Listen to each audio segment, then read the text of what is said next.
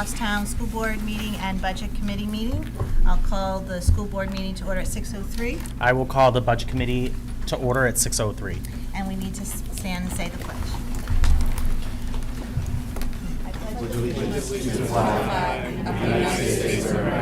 And to the republic for which it stands, one nation, under God, indivisible, with liberty and justice for all.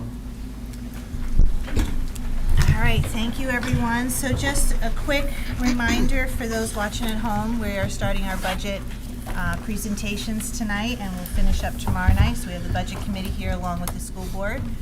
We'll have presentations come up, and anybody can ask a question. Just raise your hand, and I'll call on you. And then when we're finished, you'll adjourn, and then the school board will then continue on with their meeting. So I know you need to do roll call. Yes, just for Denise's sake, we're going to do a roll call. So we'll start down there with Elizabeth. Elizabeth DeGrule. Samantha Kearns. Doug Pounds. Israel Carey. Brian Mazer. Frank Hobbs. Joe Alexander. Jared Talbot, School Board Rep. Olivia Welch-Erdahl. Laura Stevens. Allison DeCesare. Peter Grigorakakis. Richard Manzo. Great. All right, Kick it perfect. off. So Brian, Scott, Great. Good evening, everyone. Pleasure, as always, to be with all of you, and welcome to the Budget Committee. Glad to see everyone. Mr. Gross should have left a packet at each of your spots on the table, and we're going to begin by reviewing the document that has the little metal ring on it. Only the school board has that, just so you know. Okay. So what the Budget Committee has It's is the presentation Okay. itself. Okay.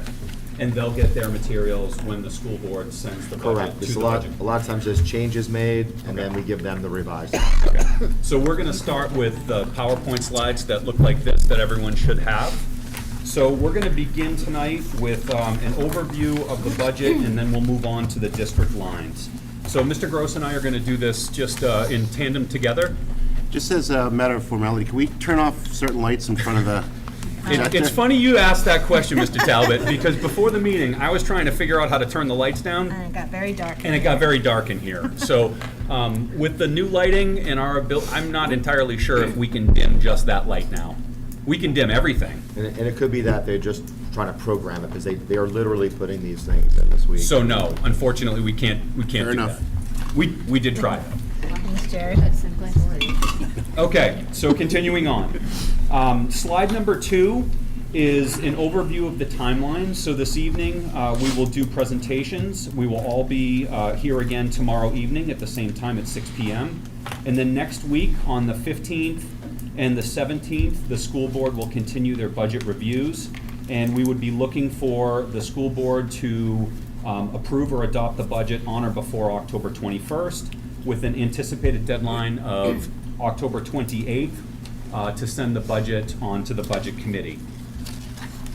So the presentations this evening will be the district overview, our vision, priorities, budget process, revenues, district budget lines, food services, and Glen Lake School. Tomorrow we will continue with our school presentations, which will include Bartlett, Maple, Mountain View, and Goffstown High School. So the next slide, which is slide number 4, I want to explain a little bit and provide a little context to both the school board and the budget committee for the slide number 4, the changing landscape of education in Goffstown. This is specific to Goffstown, but I would say that I think this is all public schools across our country right now.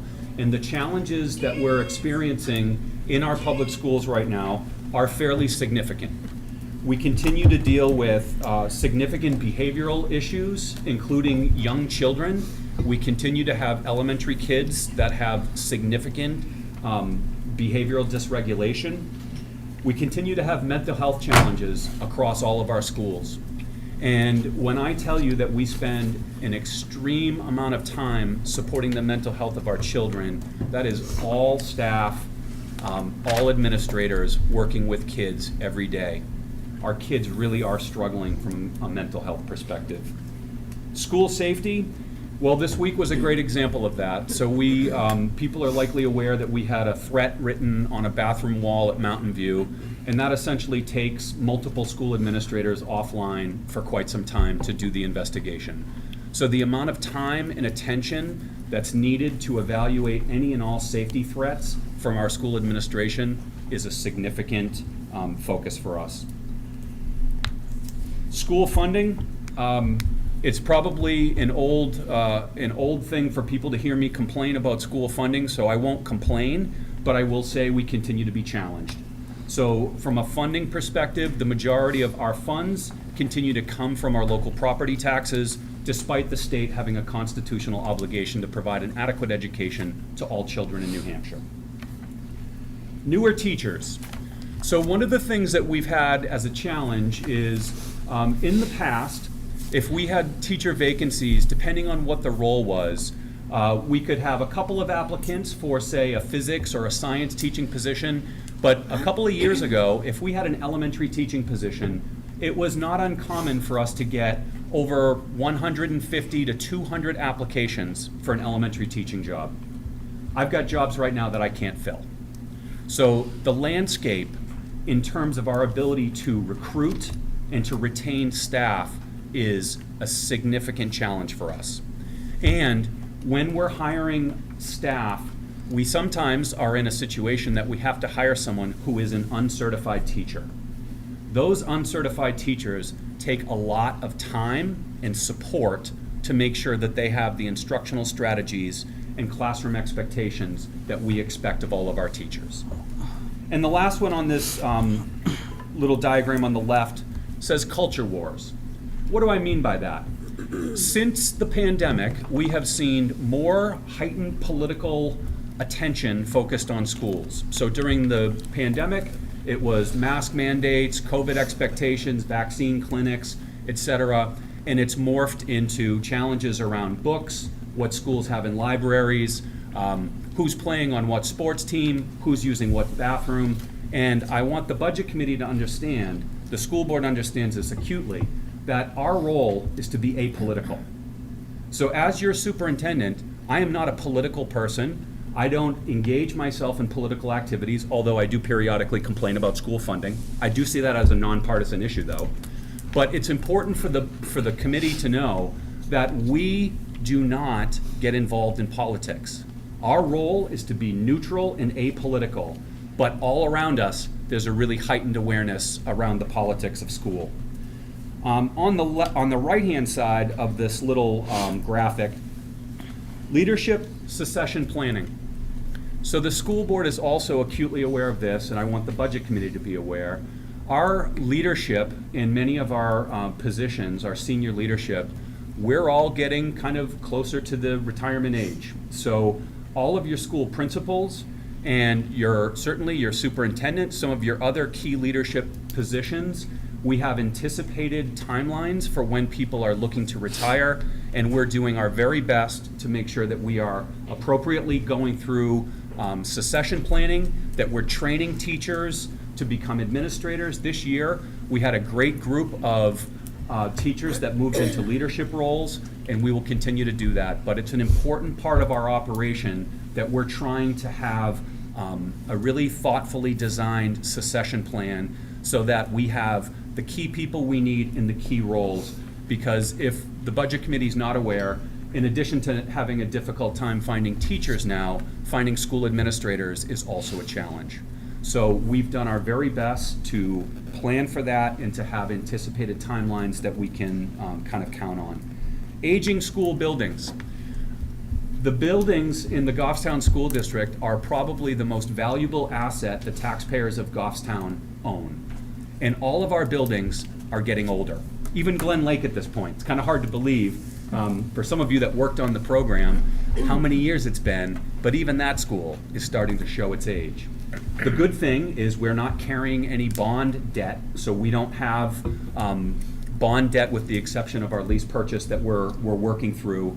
But our aging schools need a lot of time, they need a lot of focus, and you'll see in this budget, a significant focus of the budget is on school facilities. Technology integration. Technology is one of our biggest challenges right now. So you'll hear more about this throughout the budget process. And the budget committee is aware that we have a default budget this year.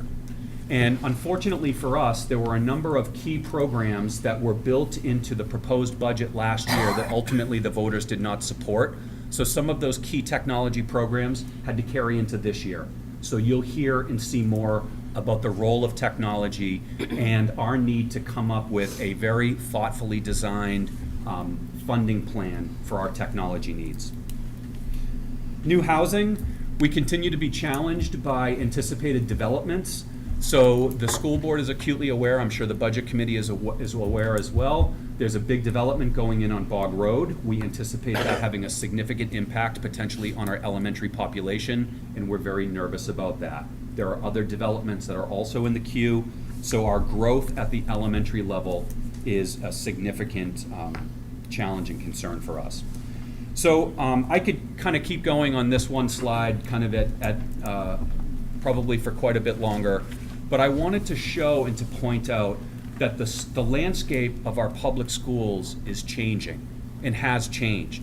I was speaking with a teacher today who is a retired teacher and is kind enough to continue to come and substitute teach for us. And I was talking to her this morning and I said, how have schools changed from your perspective? And she said something to me that I held on to. She said, Brian, when I started, we were watching for kids chewing gum and passing notes in class. And look at what we're after now. The complexity of what we do in our public schools has continued to increase. The challenges around running our public schools have continued to increase. But as someone who believes in this work, I will tell you that our mission has never been stronger and the need for our public schools has never been greater. So despite the fact that we have these challenges, we carry on because this is the work that our community needs us to do. And we believe in kids. So that's the driving force behind this budget.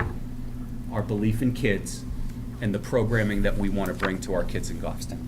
So Brian, I wanted, if I could, on that one of the bottom, regulations and compliance, I think that it was in the neighborhood of about 40 bills came out of the House and Senate that were passed that the school districts all across New Hampshire have to comply with.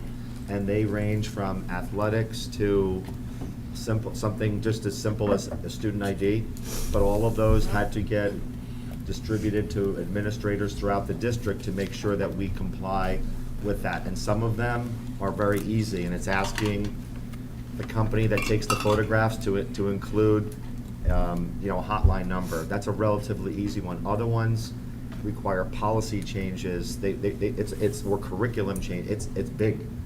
So just recognize that one and some of these mandates are very time consuming. That was it. Thank you, Scott. On to slide number 5, the budget vision. Brian has a question. Oh, and did Laura have a question too? Brian had his hand up Brian, first. okay, go ahead, Brian. Thank you, Chair. Brian, could you comment too, unless I missed it, the competition? Well, so competition, I really believe in parents having choice. I think if a parent wants to homeschool their child or they want to pay to have their child attend a religious school or whatever it may be, I think we're starting to feel that competition in some ways, and that I think parents are starting to get more choice. And as a public school superintendent, I welcome that. However, I want a level playing field. I want a level playing field. And that means funding, that means regulations and requirements. Public schools don't have the same requirements that some of the non-public schools have. We don't even have the same requirements as charter schools. Charter schools also get more money in adequacy than we do, even though they're public schools as well. So that's really what I meant by competition, and I'm Okay. sorry I skipped over that. Thank you. Thanks, Brian. Any other Laura? questions for me before I That was continue? actually No, my you were same just trying to get me, question. okay. Good job. Elizabeth, you. did you have something? Elizabeth? Yeah, I just had 2 questions. Has the school board had any discussions with the planning board about impact fees and when they have last been re-examined and changed? Yes. You want to elaborate on that a little bit for me, Scott? The short answer, Elizabeth, is yes. The longer answer is the planning board was, or town hall. I guess I'm not entirely sure town hall or planning board. There was an interest in looking at impact fees last spring and over the summer. And the town hired Mark Frugere, who is a town planner out of Milford, to look at the impact fee model. Mr. Gross and I met with Mr. Frugere and discussed the impact fee model in Goffstown, as well as historically how impact fees have been used. and I believe the town went no further. So that has been looked at. I think that they were looking to evaluate whether any changes in the impact fee model was warranted, but I don't believe any changes were being Yeah, recommended. you'd have to ask town, when you do the town budget, ask them that question. I do know that they are proceeding with still collecting impact fees. I just don't know where it went from there. And from the school district's perspective, we are allowed to collect impact fees, and we feel strongly that we should be able to continue to collect those impact fees. And we need all the revenue we can get. So we are in support of those impact fees continuing. However, that's a town decision. If there's a decision made to discontinue impact fees, then we wouldn't probably be real happy about it, but we would carry on. Or is the town considering discontinuing impact fees? Yeah, I don't really know. I really can't speak more about that. So I will, as I shared, we met with Mr. Fougere. There was, he was engaged by the town. He was looking into impact fees. I don't know where that stands now. Okay. My other question is, you said you had no bond debt on the school side. Do you know how long that has been the case? How many years you guys have not had bond debt? We paid off the bond. About 3 years. The bond here at Goffstown High School was the last bond that we paid off. Was it 3 years ago? 2 to 3 years ago, yeah. Okay. Was it? And with the beginning of 3 years ago, so this is the second budget, we haven't had a principal bank. So probably 3 years. 3 years. Okay, thank you. And at the time, Elizabeth, we had discussions about whether it might make sense to replace that bond with another bond and Right. just continue on, but that ultimately didn't happen. Right, usually that is like Yep. a funding strategy, right? You It is just a funding Keep strategy. the bond level nice and even, do People your are used capital to it, it's projects consistent. year after year, so that there's no jump in the tax rate. But you're still improving your capital situation. Okay. So moving on to slide number 5. So the budget for FY '26, we are seeking to continue and focus on high-quality instruction. Teaching and learning is what we focus on, and district staffing to the ability to attract and retain quality staff and educators. And I will share with people, that has never been more of a challenge than it is now. Hiring, retaining staff, and our ability to make sure that we have a full complement of all the positions we need is a significant challenge for us at this point. Deploying technology that advances student learning and achieves operational efficiency and effectiveness, providing clean and safe school buildings, maintaining good communication with our stakeholders, and continuing to develop strategies to deal with the impact of new housing, particularly at our elementary schools. So slide number 6 on the bottom, budget priorities focused on teaching and learning. We're really continuing to acknowledge the inflationary pressures while balancing responsible school district budget. We've seen all of our costs just continue to go up. Supplies cost more. Having a vendor come in costs more. Any services that we're hiring from any kind of a trade, everything costs more. I'm sure you're seeing that in your own homes. If you have someone come, if you have work done, we've continued to have price escalation, and we continue to be looking for those costs to stabilize. And that's part of what we're looking to do in this budget. For the FY '25-26 school year, the district's focus remains on educational remediation, mental health, behavioral support, social emotional learning, and there's an emphasis on mathematics and reading, and we've had some dips in some of our test scores that we're trying to increase. I'm gonna just do the next couple, or? Laura, go ahead. Before we move on. Please.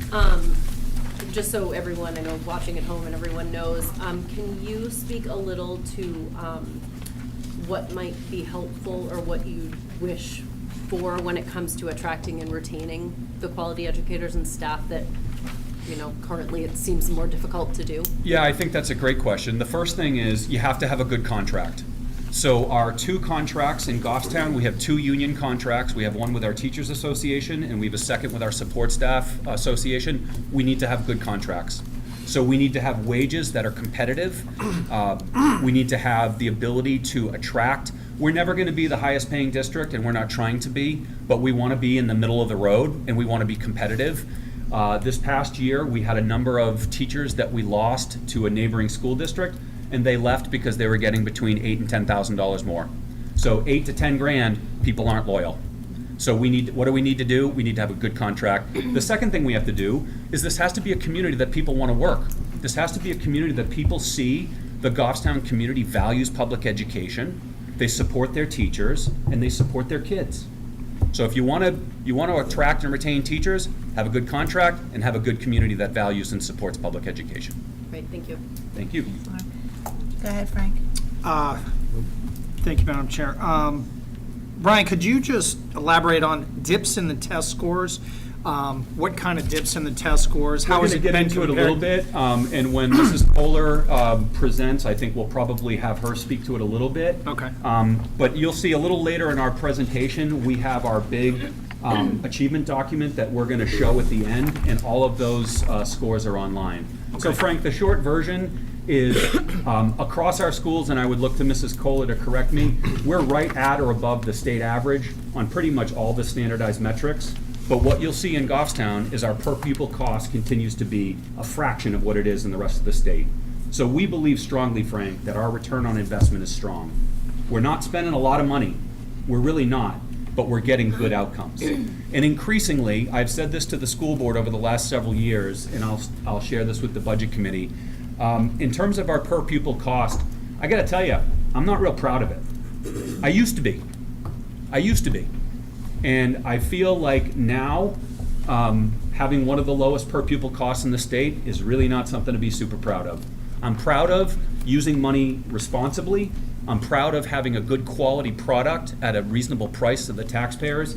But I often, as I look around and see some of my school administrators and think, what could we do with a little more? So if we're already exceeding the state test average, what could we do with a little more? And I think that's a question for us to continue to ask in the years to come. Scott? Alrighty. So the next two slides are really gonna, to me, they're two of the most important slides in this slide deck because I think they present the greatest challenges for our district in the years ahead.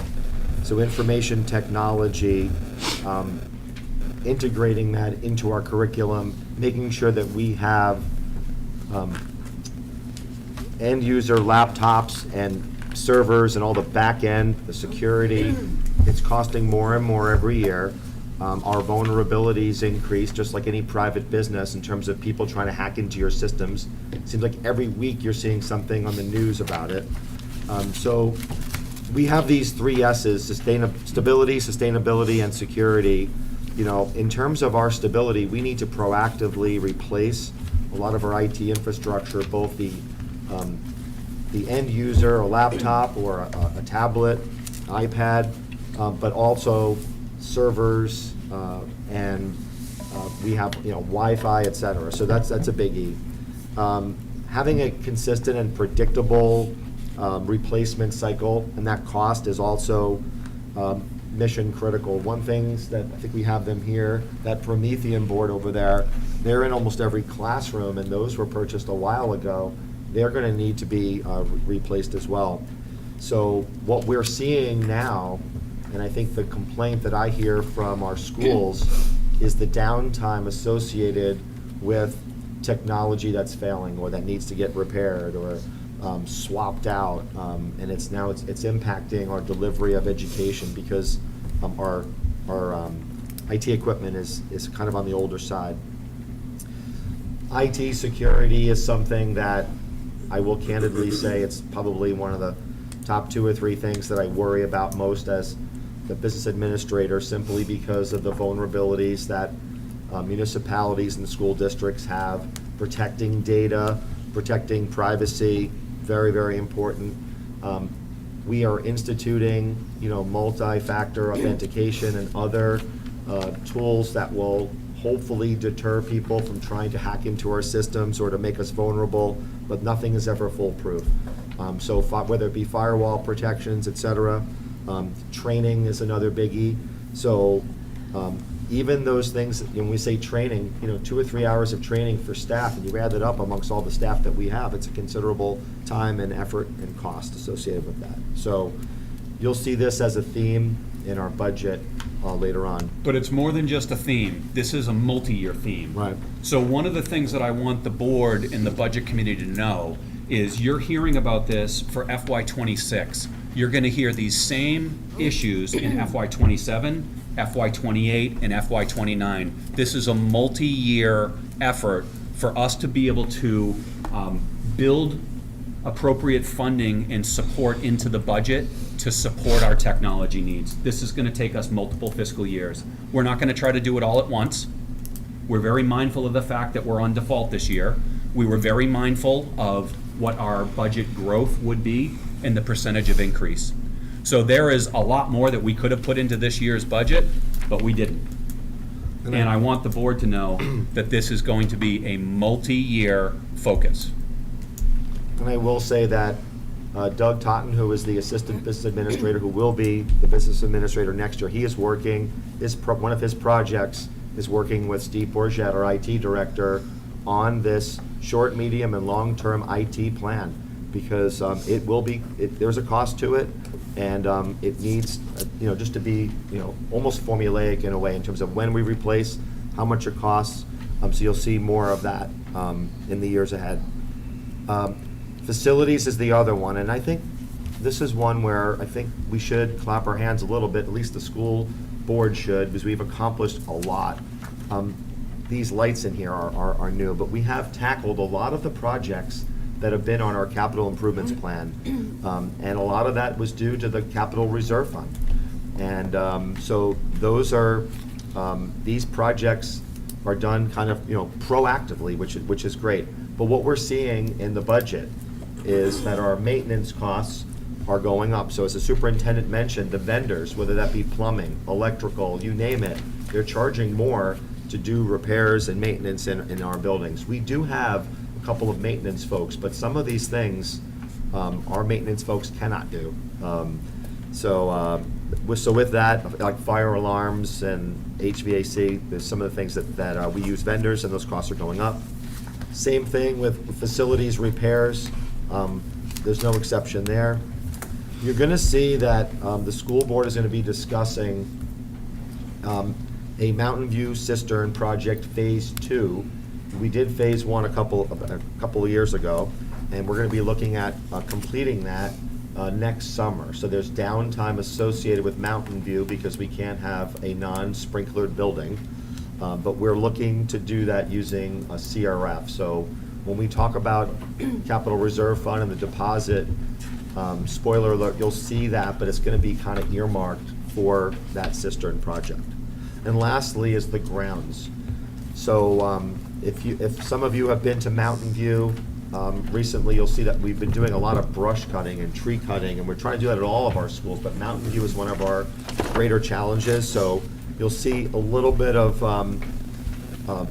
increases in the costs of our budget, specifically to maintenance and grounds, and as well as our athletic fields. So Hang on, Scott. Go ahead, Laura.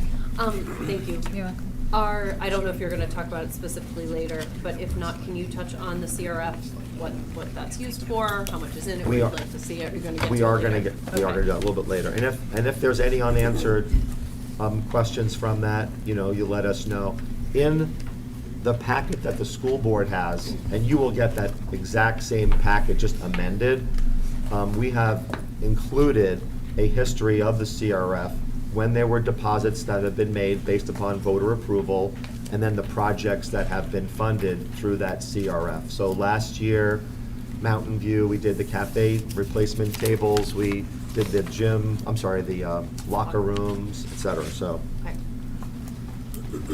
So this next slide is one that the superintendent touched upon, and what you'll see here is that in the FY '23 school year, because there is a lag of 1 year in terms of when the state publishes the data, Goffstown had the 4th lowest cost per pupil in the state of New Hampshire.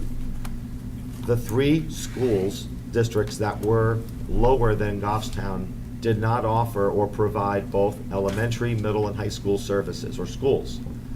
Of the schools that have elementary, middle, and high school, Goffstown is the lowest cost per pupil in the state of New Hampshire. So we'll talk a little bit about that more later, but now I'll just turn it over to some of the numbers. So what you're going to see here is our budget what our budget's looking like, or the proposed budget from the superintendent. So right now, we have an operating budget of $55,664,923. And that includes your general fund, which is Fund 10, which is the one that we talk a lot about. Food service, and Megan is here, our food service director, we'll talk about that later, as well as our special revenue, our grant funds. So for a few years running, we got a lot of money in federal grants, and now those grants are done. So you'll see about $1.3 million in federal grants as opposed to the 2.5 that we were getting in previous years. But Scott, I want to share, we took a very specific approach with the use of those funds. We didn't want to create a funding cliff that we anticipated the funding would end, and then the local taxpayers had to pick up a number of positions. So we didn't focus on staffing like some other school districts did. We used our ESSER funds for more projects, more one-time kinds of things, as opposed to hiring staff that then, when the funding ends, we would be coming to you saying we've added three or four more new positions into the budget. We didn't do that. So I'm not gonna read all these numbers out, but you'll see that the food service budget went up a little bit. Our grants fund went down about 100,000. And what I wanted to share with you is that the difference between what we're proposing for next year's budget and the one that we're in right now is a little over $2 million. That's to try to make it, I mean, $2 million is a lot of money, but it's better than what it was. It's under 4%. Last year, we were looking at 7% increases. So if there is any silver lining, it's less than last year. In terms of the general fund, and that's the one that. Hang on a second, Scott. Go ahead, Elizabeth. Just quickly, Scott, what number did you use for inflation? Did you use a number for inflation when you were factoring this in? We typically, we're looking at like 5%, 3 to 5%, Elizabeth, depending upon what the department is. Okay, so in some departments, like Jen Friedis is our special ed director, she's out back there. And what we typically see are 5% increases in our out-of-district placements. And in some cases, that's, bless you. Thank you. That's what the state allows. In IT, we've seen as high as 8%. Others you'll see 3 or 4%, but it really depends. It's kind of specific. It's not like we intentionally went with a target. Right, okay. What you'll see on slide 11, though, is there are two important things that I want to point out on the top of that page. The first is, for FY26 new, that's the new spending that's above the default. We wanted to keep that under 300,000. So that was a specific effort that we were trying to make in bringing this budget to the board. And the other thing we were trying to accomplish was to keep the growth under 4%. So if you look at that last slide, or the last line on slide 11, the difference between FY26 requested and FY24, or 25 rather, is 3.98%. So we managed to get under 4%. And with that comes decisions that are made by the superintendent and with consultation with principals and other administrators.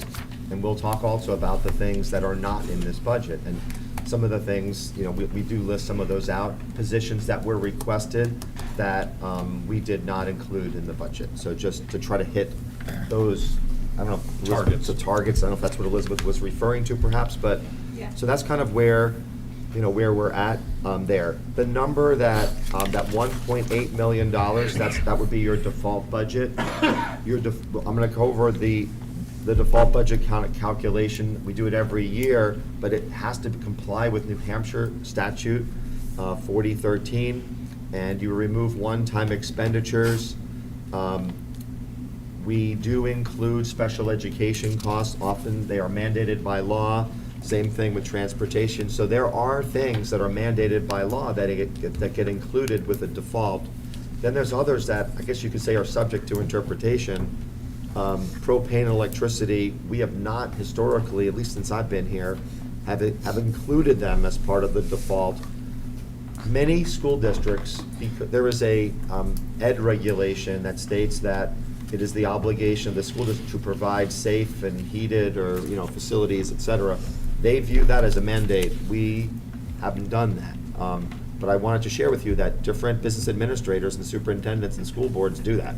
I think the majority of them, handle it that way. That being said, if there were any, one-time, expenditures or appropriations, so we had a petition warrant article last year for, the supplemental door locks, it was 13,000. That it gets rolled into your budget, but then it gets removed from the default. Oh, go ahead, Retta. Hang on, Scott. Yeah, Brian, going to the, what isn't included in the default, and you mentioned that the majority do not include propane and electricity costs. Is that something we should be considering, or what's the rationale behind that? The rationale is an interpretation of the default budget. It is not black and white. And I think that's all I could say, is I think Well, like, for example, if we know what our usage history is, so we can tell you how many gallons of propane we've spent, we can tell you how many kilowatts of electricity. If there's an increase, let's say, in the price of oil, okay, we're not burning oil in Goffstown, but just as an example, if the price of oil went from $1.75 to $4, we would put that as new spending. Other school districts would just bake that into the default. So if there's an increase in that commodity, the gallon of oil, the gallon of propane, whatever the metric of energy that you're buying, if the cost goes up, a lot of school districts built that into their default budget. Should we start doing that? do it 3 year out. I don't know. I've always been a pretty, I would say, more of a purist in terms of interpreting RSA 4013, and I have long held the belief that it's new spending. But Alice? this argument that 90% of the other school districts make, I can certainly make that argument too.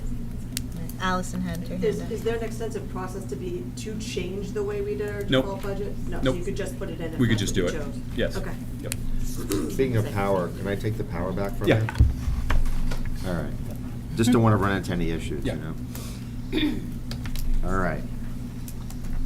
We can't even afford 2 power bricks. Got to keep those costs down, Mr. Cloutier. It's like a trap there. This is just a graphic that shows that almost 80% of the budget that the school district spends relates to salary and benefits. That's way different than the town. The town is a lot different. So for folks who are maybe newer to the budget committee, you'll see that they're not really, you can't make apples to apples comparisons there. But what you can compare is you can compare this school district to any other school district in the state. So on the school side, you can compare cost by town, and you don't have that on the municipal side. It's not quite that clean. And while you say that, if you go to the New Hampshire Department of Education website, they have a lot of great data that budget committee members, the community, anyone can look at, and it compares a whole host of things from financial cost to state test scores. It's called iExplore, iPlatform, and it's pretty slick. So I would encourage you to look at it. In terms of health insurance, we budgeted a 12.5% increase in health insurance and 2.5% in dental. We learned about a month ago that Health Trust, which is our provider for health insurance and dental insurance, is no longer going to be giving school districts what's called a GMR, guaranteed maximum rate. So what they did for school districts and towns is that they knew that municipalities and school districts were developing their budgets, but yet they wouldn't finalize them for till March. So they would give you this guaranteed rate, and more often than not, it would be less than that. They are now abandoning that guaranteed maximum rate concept, and Kate tells us that, Kate McGrath, who's our HR director, tells us that right around October 16th, we will know what our final rate is. So we're hoping that it is less than 12.5%, but if it is more than 12.5%, then that was something that we would have to adjust. And then there have Hang been. on, Scott. Go Yep. ahead, Brian.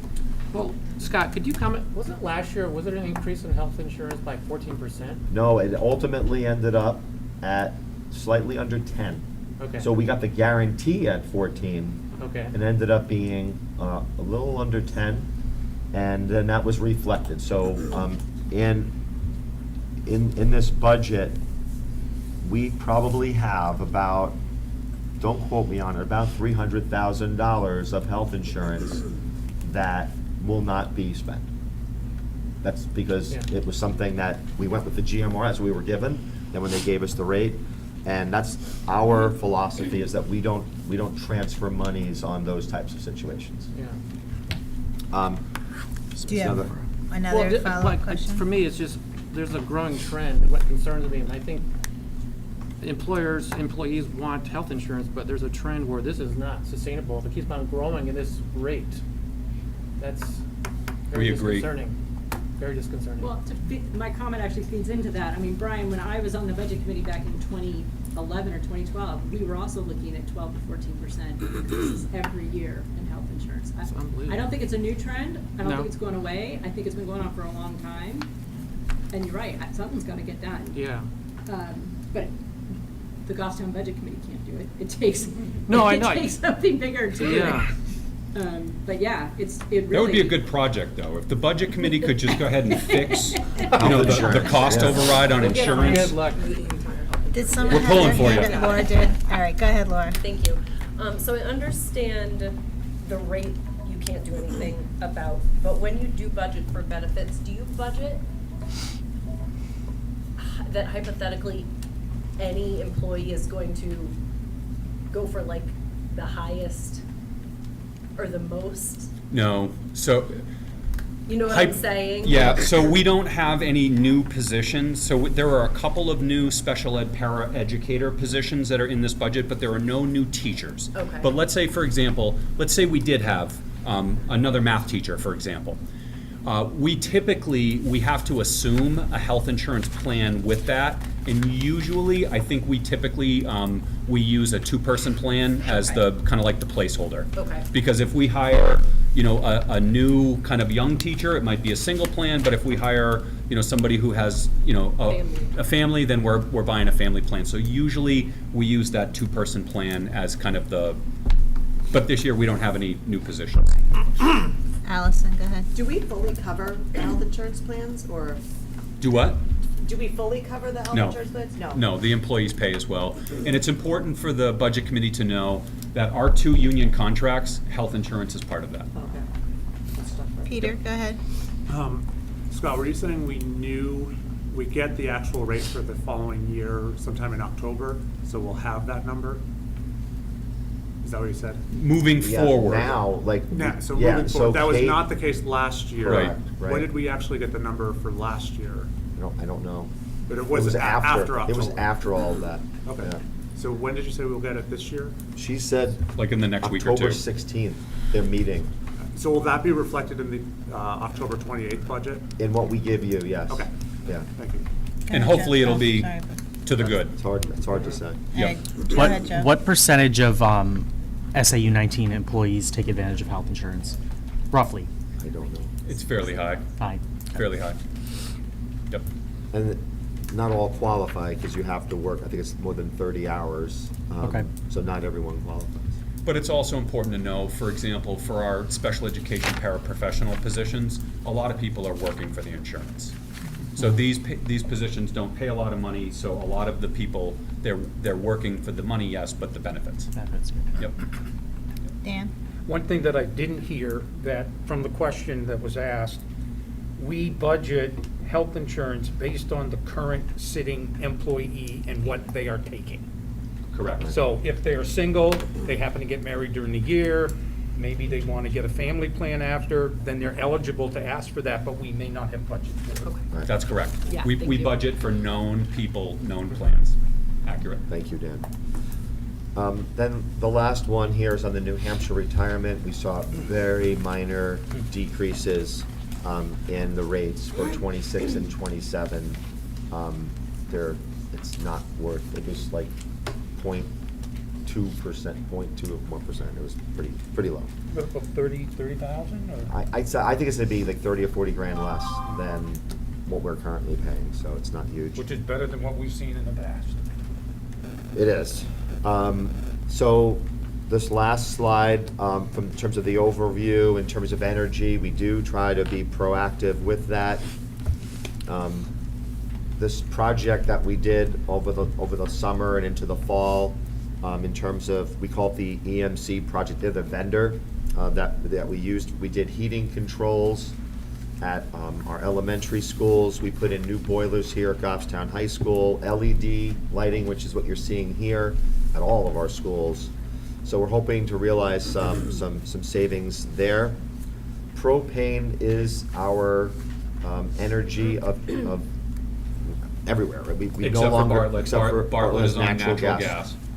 But we have been pretty fortunate to purchase 2-year contracts with our current provider, Dead River, and we're seeing rates $1.58 a gallon to $1.71 a gallon for propane over the next couple of years. So that's a good thing. And we're also, some of the projects that we have done, we have seen some cost savings in energy usage, the windows in particular. We saw propane go down, the usage go down at Maple and Parkway. So with that, I don't know if you want to tackle this, Brian, or you want me to do it. What's not included in the budget? Scott? Quick question, and you probably shared this before in the past, I forget. How is the EMC project funded? It is a finance project. I'm going to be talking about that, I Okay. think, in some of the slides, but I'm going to give you. It's in the district line, right? It's in the district Okay. line, Yeah, but I'm we'll- gonna. we'll get to it tonight. It's financed over 17 years. Yep. And I'll go over that. Okay. Okay? Go ahead, Scott. Okay. So what's not included in this budget? No additional IT assets. So we did get requests specifically, and you heard this at the Mountain View tour, I believe. They requested additional laptop carts. That is not included in this budget. Schools have requested computer labs. That's not in this budget. And there has been a lot of discussion about a one-to-one device initiative, which is also not in this budget. Many school districts provide a one-to-one device to their students. It could be anywhere from a Chromebook to a lower cost laptop, but we're not at that point right now. There is very limited replacement of IT assets in terms of our new spending for laptop computers, computer labs, Promethean board servers, and security cameras. We'll talk a little bit more in this presentations. We have leveraged grants, but as those grants dry up, now you have to replace these things. So I think that's one of the things that Doug and Steve are going to be working on is less reliance on grants. If we can get a grant, that's awesome, but if you can't, you just cannot replace something. Hang on, Scott. Go ahead, Joe. Hang on, Brian. So my question is specifically on the Promethean board. So if I remember correctly, the school board made a decision a few years ago to purchase Promethean boards with extra budget funds at the end of the year, 7 years Yep. ago. Is it now your intention to add this into the replacement cycle? Are we replacing all of them, or are we starting a cycle? This is one of those strategies that Doug, Totten, and Stephen are gonna be working on. You won't see a replacement cycle for these Promethean boards in this budget. Okay. So Will they're it not- be in the future? Could be. Yeah. So well, these but- are not being replaced this year? No. Okay. Right. What we're looking at here is over FY '26, FY '27, FY '28. You have to think about this over probably 3 fiscal years that we're gonna try to get a robust replacement cycle as part of the budget. So, we're gonna do that in small pieces. We're not trying to get there all in 1 year. We're gonna do that over multiple fiscal Okay. years. But we absolutely need a better way of having sufficient funds to be able to have an appropriate replacement cycle. That's something that and that's gonna take money. It's gonna take money. All right, go Good. ahead. Yep. We mentioned in the overview about the impact of these new housing units. So I think we've got, don't quote me, it was 6 to 8 new students who came out of the Mill Street complex. And I think only 1 or 2 were elementary age. So Bog Road, still not open yet. That could be a lot more impact. We also have development on Mast Road. There's gonna be development at the corner of Danis Park and 114 there. So there are others that are gonna be coming online. We have not included anything in terms of impacts of these projects in the budget. That being said, we are closely monitoring it. I will share with you that our enrollment projections at Maple Avenue were, when we get to that presentation tomorrow, but they were less than they're now less than what we thought they were gonna be. So we have to keep monitoring that, so are we seeing a bubble, or, where are we at this whole thing? And so we're looking at it, but we're not spending any money addressing it until we kind of need to. And we should share, the school board is acutely aware of this, we should share with the budget committee, projecting school enrollments is really challenging. There is no good formula.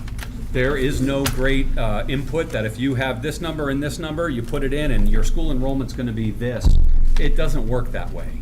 It's really a complex art to be able to project enrollments.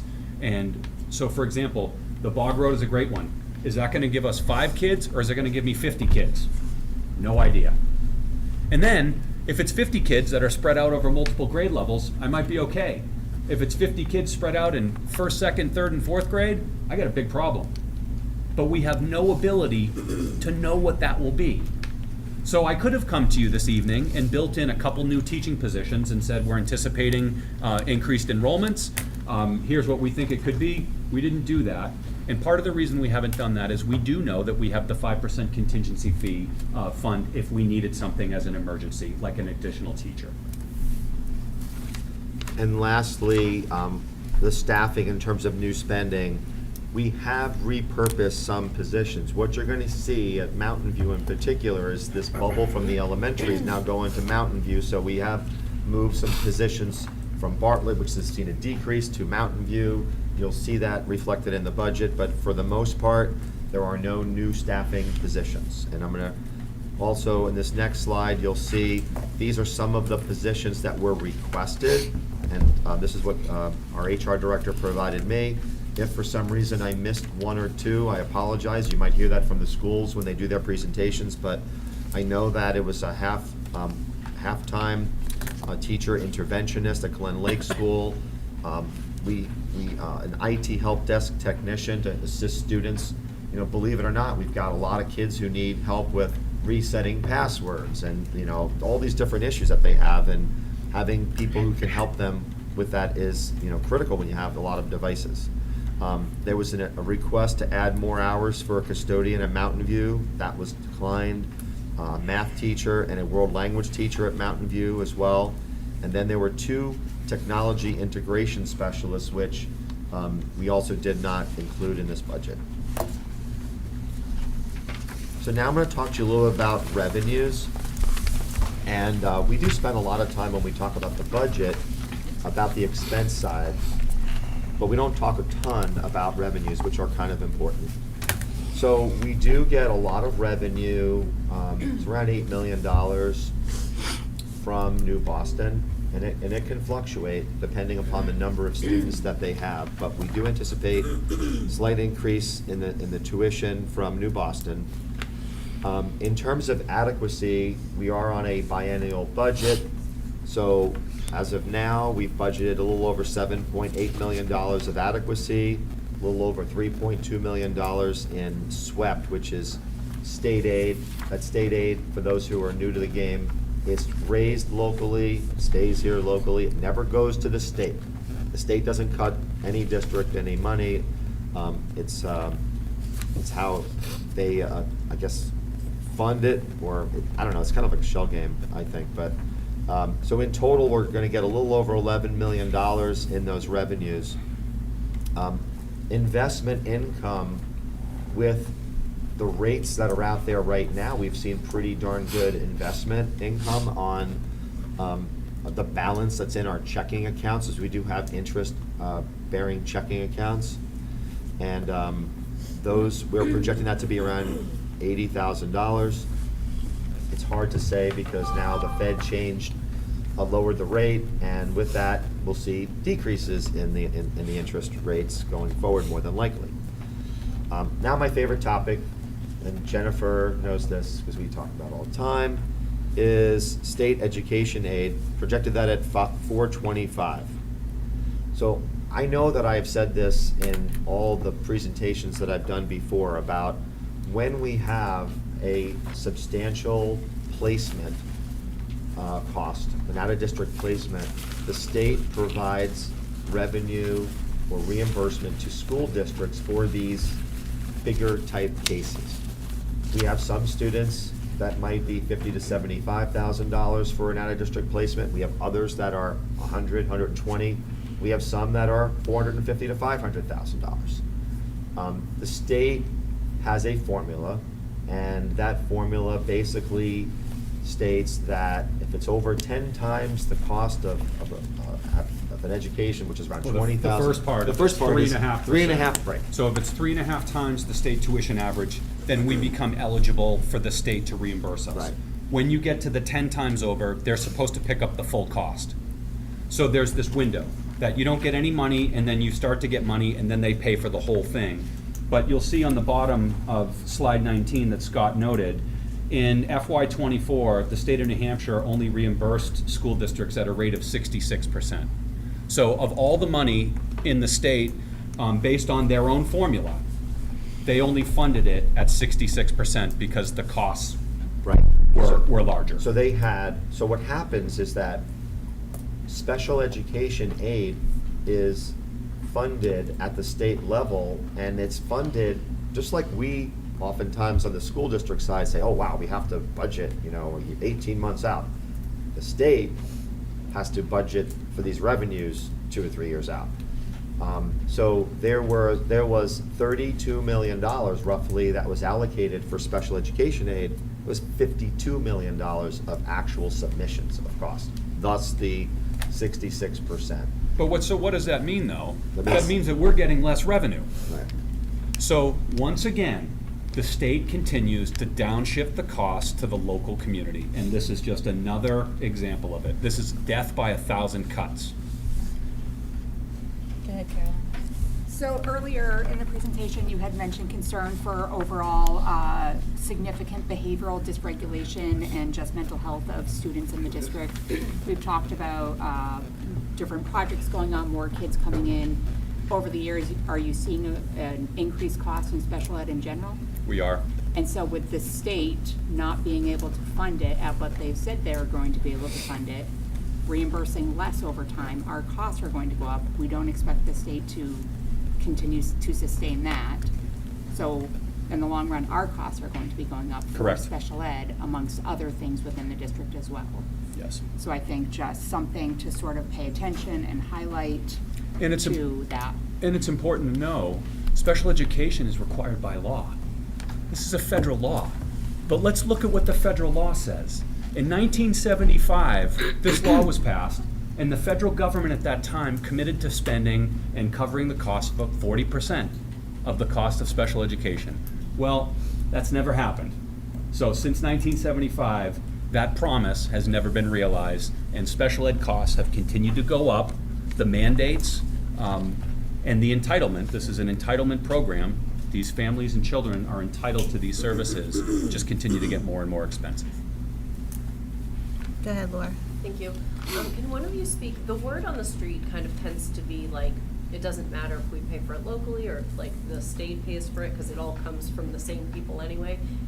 It all comes directly out of our pocket. Can one of you speak to that comment that we hear often? I think we try to be apolitical, and I think that could be a political question. Oh, okay.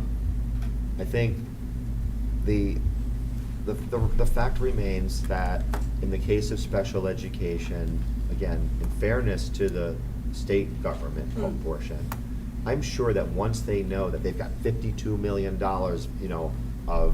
of school districts that are claiming reimbursement, I'm sure that they're going to work harder towards funding that. They have historically, done that.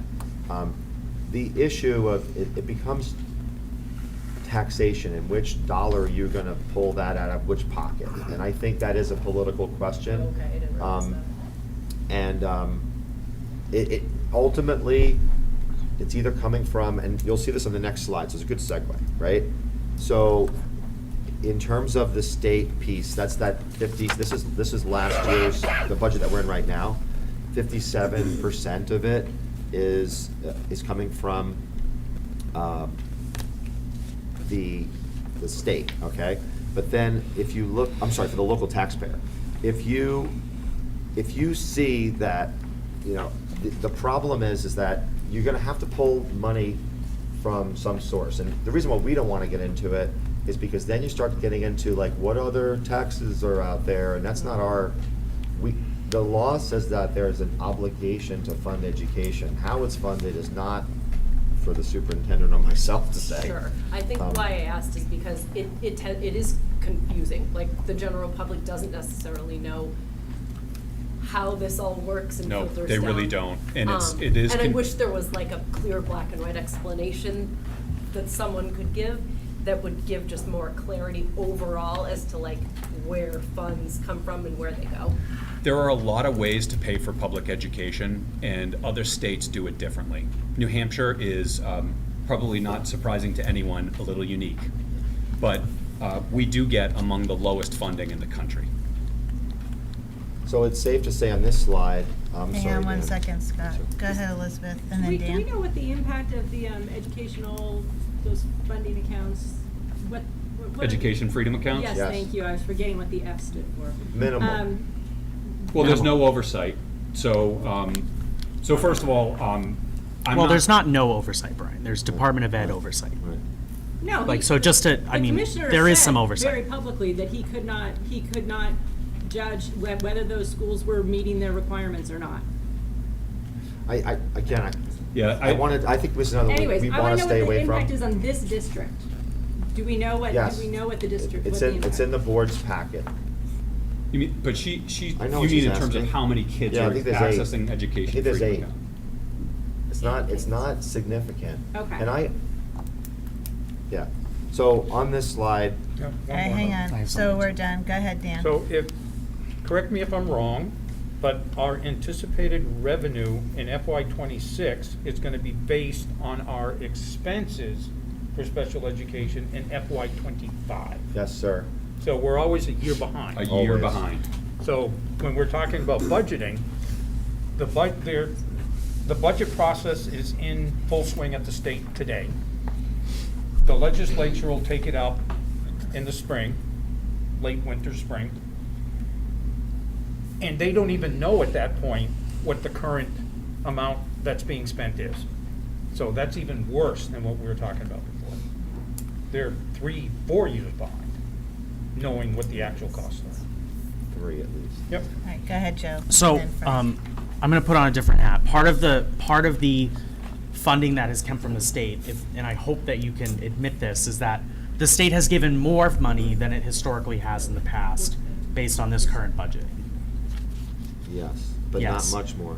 And then I want to point out that the education freedom accounts, we don't know what the needs of those students are. So the district may not be absorbing some special ed costs from those education freedom account students that have found a different venue for them to get their needs met. So would agree with that. there That's could be an unattended, $1 million in special ed costs that aren't being absorbed by the district because these students have chosen an alternative education plan. It's possible. Why don't we know that? Because we don't know the needs of every student. But the Freedom of Information Act doesn't, the accounts aren't. Well, we don't know the needs of the Aren't district tracked. students. Okay. You We wouldn't- can't even know the special ed needs of them because that's confidential And they're information. also very unpredictable. Yeah. So Frank had his hand up. Thanks, Joe. The 8.5 million, you said that's coming from New Boston. How many New Boston students do we accommodate? About 500. Okay. Maybe just under 500, right around 500. And that's grades 7 through 12, Frank. Are you all set, Frank? Yep, that's it. Laura? Thank you. The 8 you mentioned, those were students that were in the public school system and then opted out. Don't know. I don't know. You just know the number 8? I just gave you a report from the state, that's all I did. I don't know where they came from. All there is, I just gave you the data. I do not know. I'm just trying to But I figure do out get that what question a 8 lot, that's means. why I included it. I think it's fair to say, though, so education freedom accounts, I would lump that in with that competition that Brian asked me about earlier. It's a parent's right to take it. Oh, for sure. So I have no issue with education freedom accounts, and if the state wants to offer education freedom accounts. However, what I would expect is the state to pay for an adequate education for all kids first. Meet the needs of everybody first, and then you want to give more money away, go ahead. But right now, and you'll see when we get on to the next slide, we get $4,100 in base adequacy. That's what the state gives us, and they say that is an adequate education. So maybe people believe that. Unfortunately, the reality is it costs us a lot more than that. We know what it costs us because every single school district has to provide financial reports to the state, and they publish reports saying this is what you spent on every single kid. And it's a whole lot more than $4,100. Now, in terms of that adequacy, we also get a little more if a student is an English language learner. We get a little bit more if they are free and reduced lunch. We get a little bit more for special ed, and we get a little bit more if they don't meet certain proficiency levels as third graders. But in general, we get $4,100 a kid. Don't spend it all in one place. So Brian has his hand up. Go ahead, Brian. Thanks, Chair. Scott, I have a follow-up question on the New Boston tuition. When is our area agreement up for renewal? 2034. Oh, 34. Hallelujah. It just, yeah. And I'm not privy to the inner workings. You would have voted but- on it. We did 2 years ago. 2 years ago, we had. 2 years ago, we had to put it on the warrant. It's a 10-year deal, and it started in '24. So it's another 10 Okay, years. but my question within that is the tuition rate. It's set by a formula. This formula, so it The does formula is fluctuate in based the upon the area needs agreement. of our district. So as our costs Okay. change, the formula Okay, just the. so we're not the- losing monies. No. No. Okay, No. Nope. Nope. thank you. Go ahead, Dan. If I may, we have an agreement with Hooksett that if they want to send a student, and we may have had We do, one. we have them. They pay that price. Okay. They don't get a discount. Got it. Yep. We're good? Yep, Slide I think 21, we're good. Scott? Go ahead. All right. We're on 22, actually. So the use of grants, we have been very I'm proactive. sorry, Oh. I didn't realize we were skipping 21. I had one other question. You Go gotta ahead. go over the 20-year history. I thought we kind of did. All right, go ahead, Elizabeth. Well, my question is, so Oh. here's a little lesson in the value of compounding interest.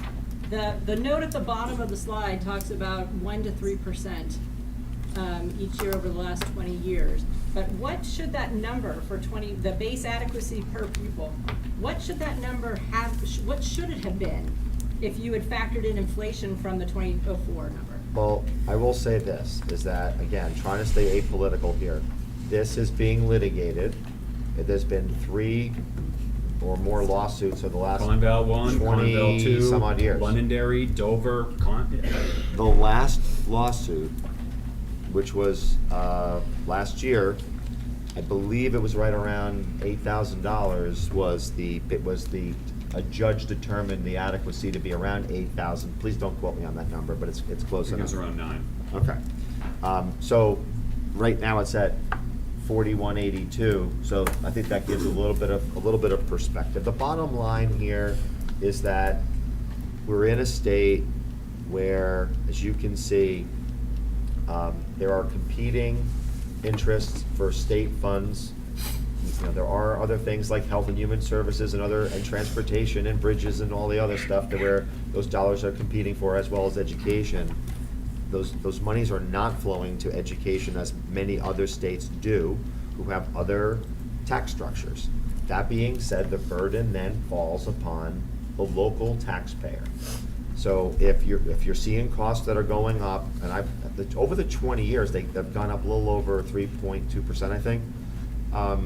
Lately, the last couple of years, it's been more than that, but over the last 20, it's been, I think, 3.2.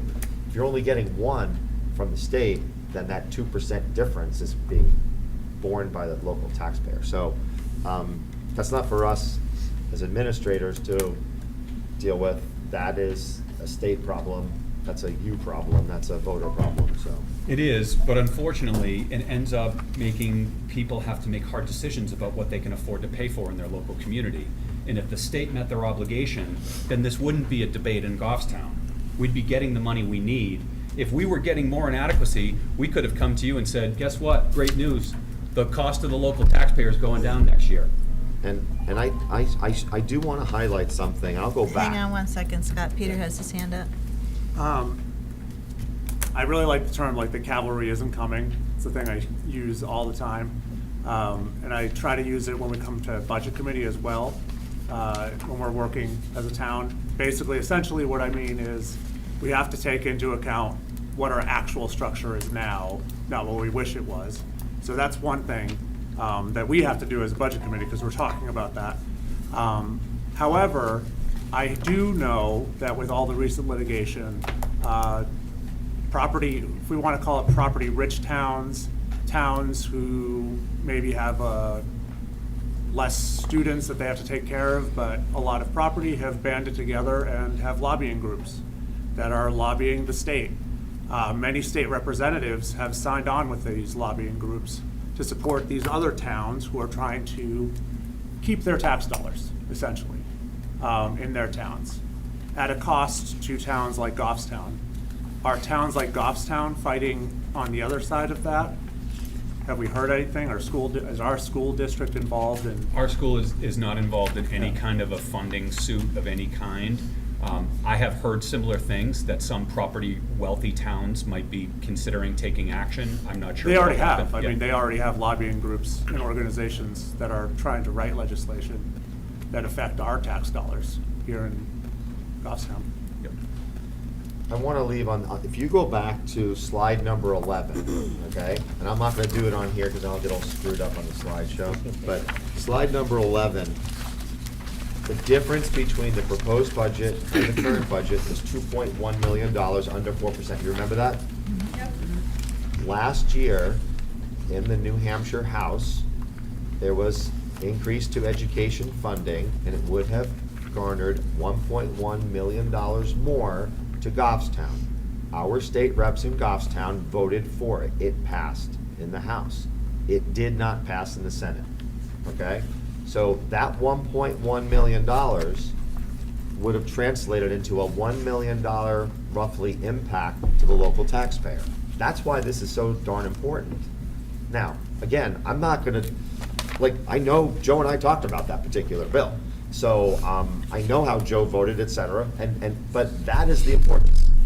Now, it didn't pass in the Senate, but $1.1 million is a big deal to the local taxpayers, not just here in Goffstown, but to all others as well. So with that, I'll move on. We do use a ton in grants, a lot of money. So over the last couple of years, we got about $3.6 million in ESSER 2 and ESSER 3 grants, and we used it a lot on school facility improvements. So again, that was a positive.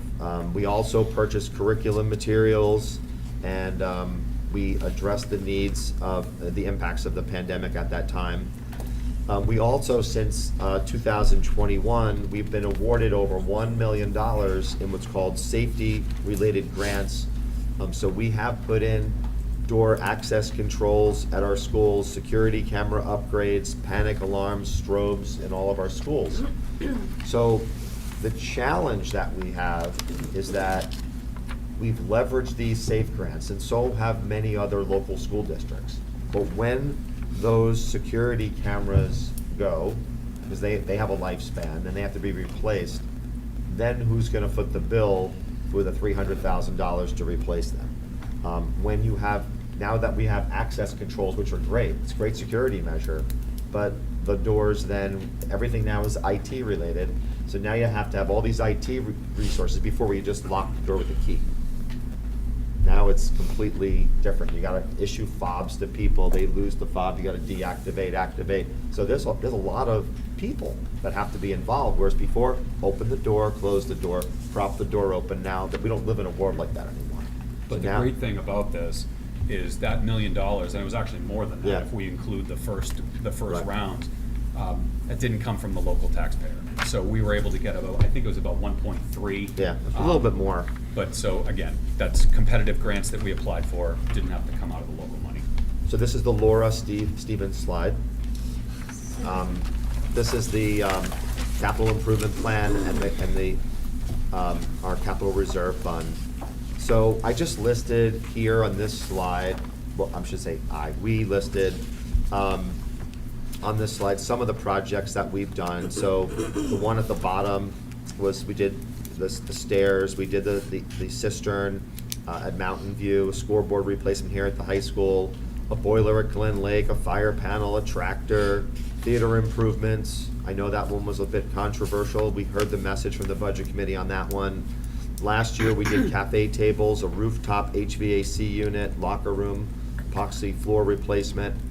And then this past summer, and it's kind of also bleeding a little into now, is where we had to replace our district-wide phone system. So that's happening. And then next summer, our plan is to use it for the fire cistern at Mountain View. So that's kind of, where we're at there. This is one where, I do like to make my plea to the community. I like to make my plea to the budget committee and the school board. The community has been very gracious about funding the CRF. And if you look at these, the school district has been extremely transparent. I believe that almost all of these projects were on the capital improvements plan, which have been vetted by the CIP committee, the planning board, et cetera. I know that some folks have philosophical reasons for or against, and the voters should vote on it. Well, the voters have been voting on this for 6 years, and they've overwhelmingly supported it. The district has been very transparent in terms of where the money is being spent. This is a way for us to be proactive on that facilities piece where we talked about that slide. So it's pretty darn important. And if we can, the problem that we have is that when we look at our capital improvements plan, we have millions of dollars in it, and I'm sorry, but $250,000 isn't gonna cut it. So the board is gonna have to make some tough choices here in terms of how much they wanna increase that funding in future years. But if we wanna stay ahead of it, you're gonna need to think about doubling that number. Hang on, Scott. Go ahead, Jared. Just one thing that Scott left out is we also recently approved the wrestling mats. Yeah. That were very important as well. So, that wasn't on CIP, but it's still one of those things where we unrolled the mats. They were cracked. They could not be used. Couldn't be sanitized. It was just, they weren't usable any longer. So CIP was a mechanism so that we could replace those wrestling mats. It cost roughly, it was $13,000. So that isn't listed here, but that is an in-flight item that we approved at our last meeting. Thank you, Jared.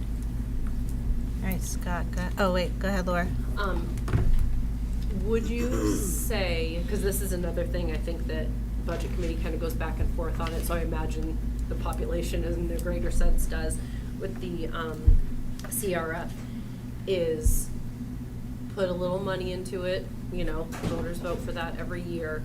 So in the case that the boiler explodes and we need to, that money still has to come from somewhere, so it is less of a blow all at once. Can it be thought of as, is that one way to look at it? That's the rationale. And, I think it was like last week, and there was an article about the turf field at Nashua. And, one of the things that I know I've been trying to do is, okay, $50,000 of that is let's earmark it, so that when you do have to replace that turf in 10 to 12 years, you've got pretty much the whole thing kind of ready to go. So that's the mentality that we have to work towards. But things are costing more, and like I said, the 200, 250 doesn't go very far, unfortunately. And can I do Oh yeah, go ahead, Laura. And just, can you explain what would happen if, say, the boiler explodes, we don't have enough money, but we clearly have to do something about that? Can you explain just a brief explanation of the process as to what would happen. So in that case. particular situation, a boiler, that's a bad, yeah, I know that's that's a a bad terrible- one. How about a malfunction? Yeah, a malfunction.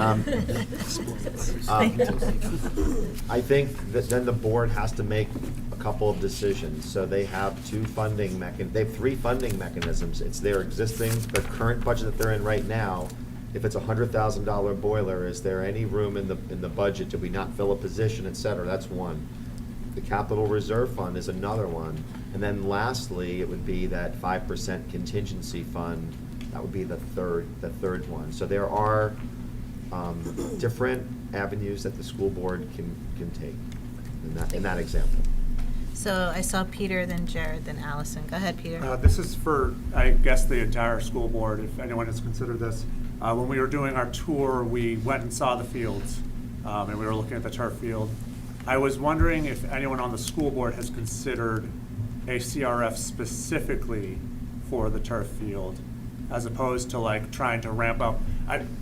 We could talk about ramping up that CRF in general, but also if we are talking about one item that's just huge, we know what it is, right? Sometimes we can just say, I need to save for this item because I know it's the item I have to save for it. So not in the budget, but actually a CRF. And so a warrant article specifically for that replacement. A new capital reserve fund. But specific, yes.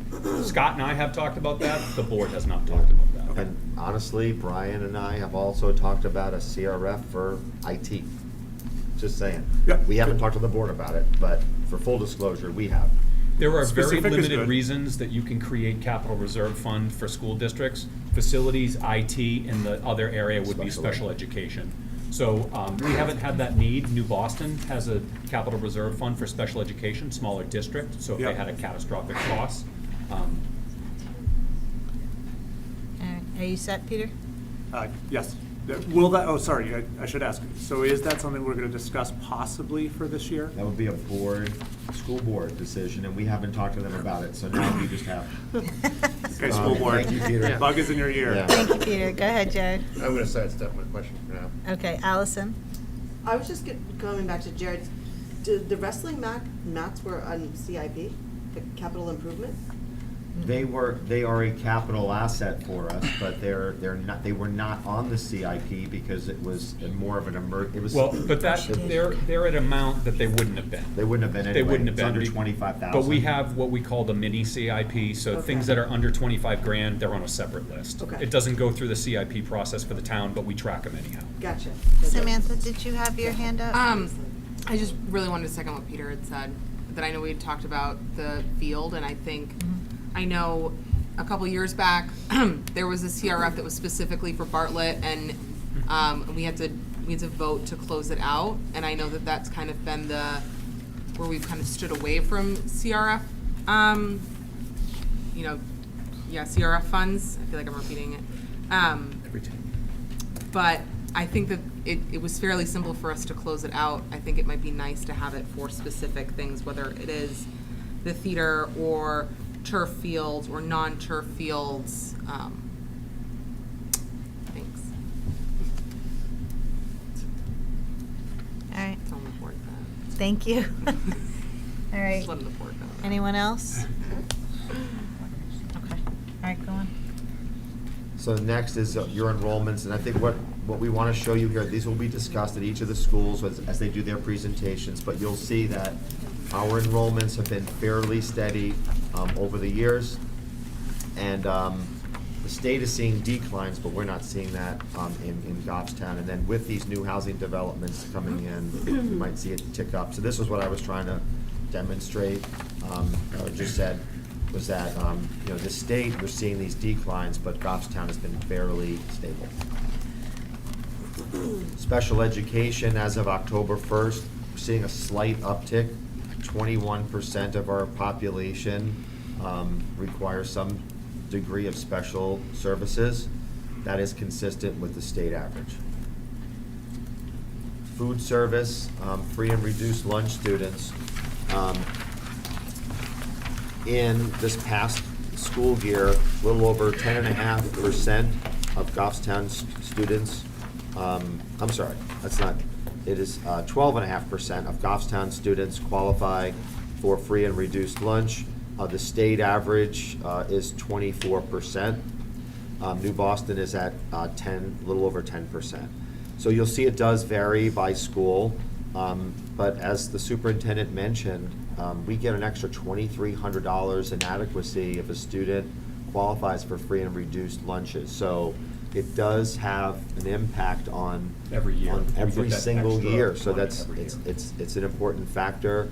Megan works really hard with families to get families to apply, and that's something that for 2 years, when it was completely paid for by the government, the federal government, and people didn't have to fill out those applications, getting people back into that mode of filling it out has been a bit challenging. So again, our cost per pupil, they say that we have to say it 3 times, so this will be the second time, and I'll probably say it like before you go to the parking lot, after we're done. But we do have, again, one of the lowest, if not the lowest, cost per pupil. As the superintendent mentioned, maybe it's not something we should be bragging about, but I do think that it speaks to the fact that we are very cautious about where we spend our dollars. Goffstown is not a community that has a huge commercial or industrial tax base, so the burden falls on the residential taxpayer. And I think that the community has worked pretty darn hard to keep these costs as in check as much as possible. And then this is, Brian, this will be, I think, one of our last slides, and we didn't go into all the specific test scores, et cetera, and I don't want to put Wendy on the spot if she does happen to, if there are any questions with regard to that, but a lot of school districts post-COVID saw challenges in terms of their achievement scores, and then I know we have seen similar dips in those, and we're working towards improving. And I don't know if there are any specific questions. I could think Wendy would probably be better off. Well, speaking. one of the biggest ones is we changed our math program. So our elementary math program is a new program that we think will be beneficial to seeing some improved test scores from the program that we were using previously.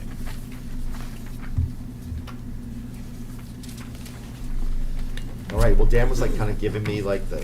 So hold on, before you go, the last, slide 29, that is a document that's on our website. So the Goffstown Achievement, the document that I think someone had asked about, that has all of our historical test scores in it. So I would encourage anyone to take a look at that document. Brian, Mrs. if I Fuller? might, yes, if I might just add, if you go onto our website and go under the curriculum tab, that document is there. It covers more than just test scores. It actually has a lot of test scores on there, not only from our current tests that the state of New Hampshire runs, but going back to NECAP and Smarter Balance and all the tests that we used prior. It also has other data points for you to know, enrollment data, our percentage of kids who scored proficient or higher on our AP test. SATs, information on our adult programming. So I highly recommend that you go to that document. We actually update that document every spring and post it on our website. Thank you. Thank you, Wendy. Thanks, Wendy. All right. All right, Dan said I have 10 minutes. This is the district budget. This includes regular and special education, homeless transportation. You'll see that our homeless transportation is dictated by federal law and it is going up. IT, maintenance and our athletics management, substitute teachers, there's a long list there. Retirement stipends. We also, at the bottom of that list, Goffstown provides services to the school, and there is some cost sharing for GTV and Parks and Rec support. So we've had that for the last few years. So if you look at the district budget, you'll see that there is new spending of about $122,000, and I'm going to go over what that kind of comprises. And then when you throw in some of those default dollars, you have about a $384,000 increase over the current year. So what does this account for? Now, as I had mentioned, teacher substitutes, and you've seen this year after year, we're seeing actuals that are around that $475,000 mark, and we were budgeted at $300,000. We increased it last year to $330,000, but the budget didn't pass. So what I was kind of charged with doing is trying to get this number to a spot where it kind of makes a little bit of sense. So I transferred $50,000 in terms of the FY26 default from other lines into that teacher substitute line, and then you're gonna see 25,000 of new spending to get us to 375, get us a little bit closer to where our actuals are.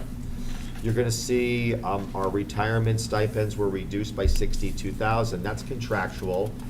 Those are one-time expenditures, so those were lowered. But all of our contracts require notification so that we can budget for it. So we budgeted 125 there, which is $62,000 less. With respect to GTV and Parks and Rec, which I just mentioned, I also did a budget transfer there to pay for those town services. It's gonna be around $99,000, and I'm sure Danielle will tell me that it's gonna be $102,322.82, but I budgeted 99. Don't tell her I said that, but you'll watch it on TV. The next one was non-capital software, and this is where I mentioned before on the IT slides, we're seeing just increased costs of licensing.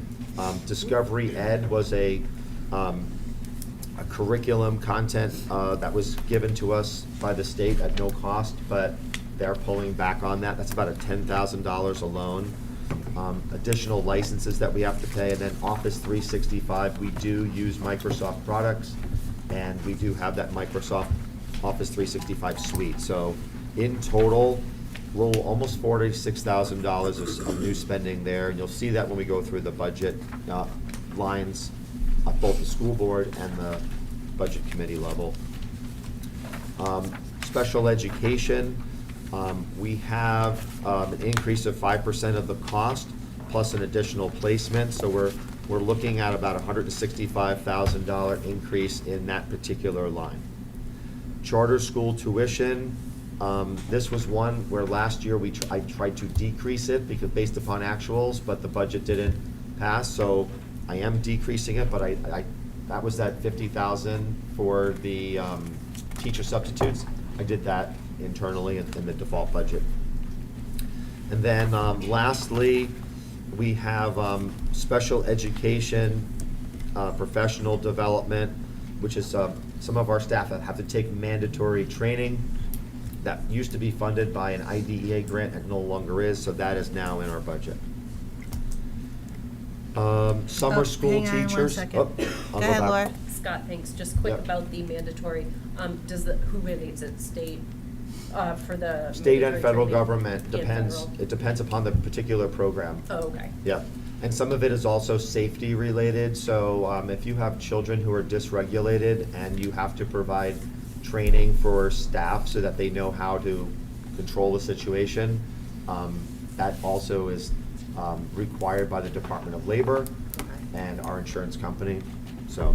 So it's all kind of above where we're coming from. It Yeah. comes down the mid. Yes. Okay. It's true. Thanks, Lauren, go ahead. Thank you. Trying to keep up with Dan.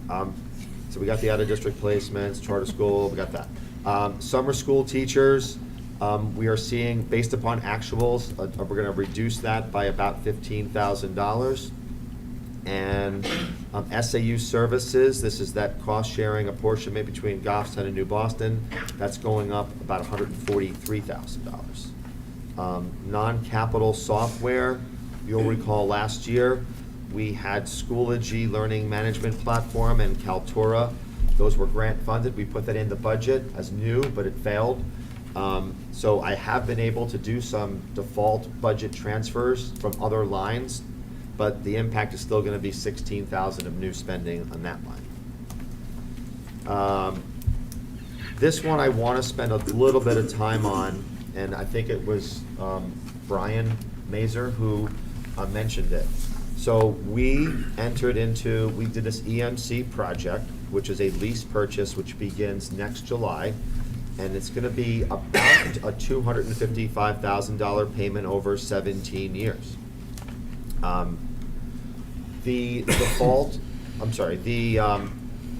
We are anticipating a first-year credit to offset a majority of that first-year payment.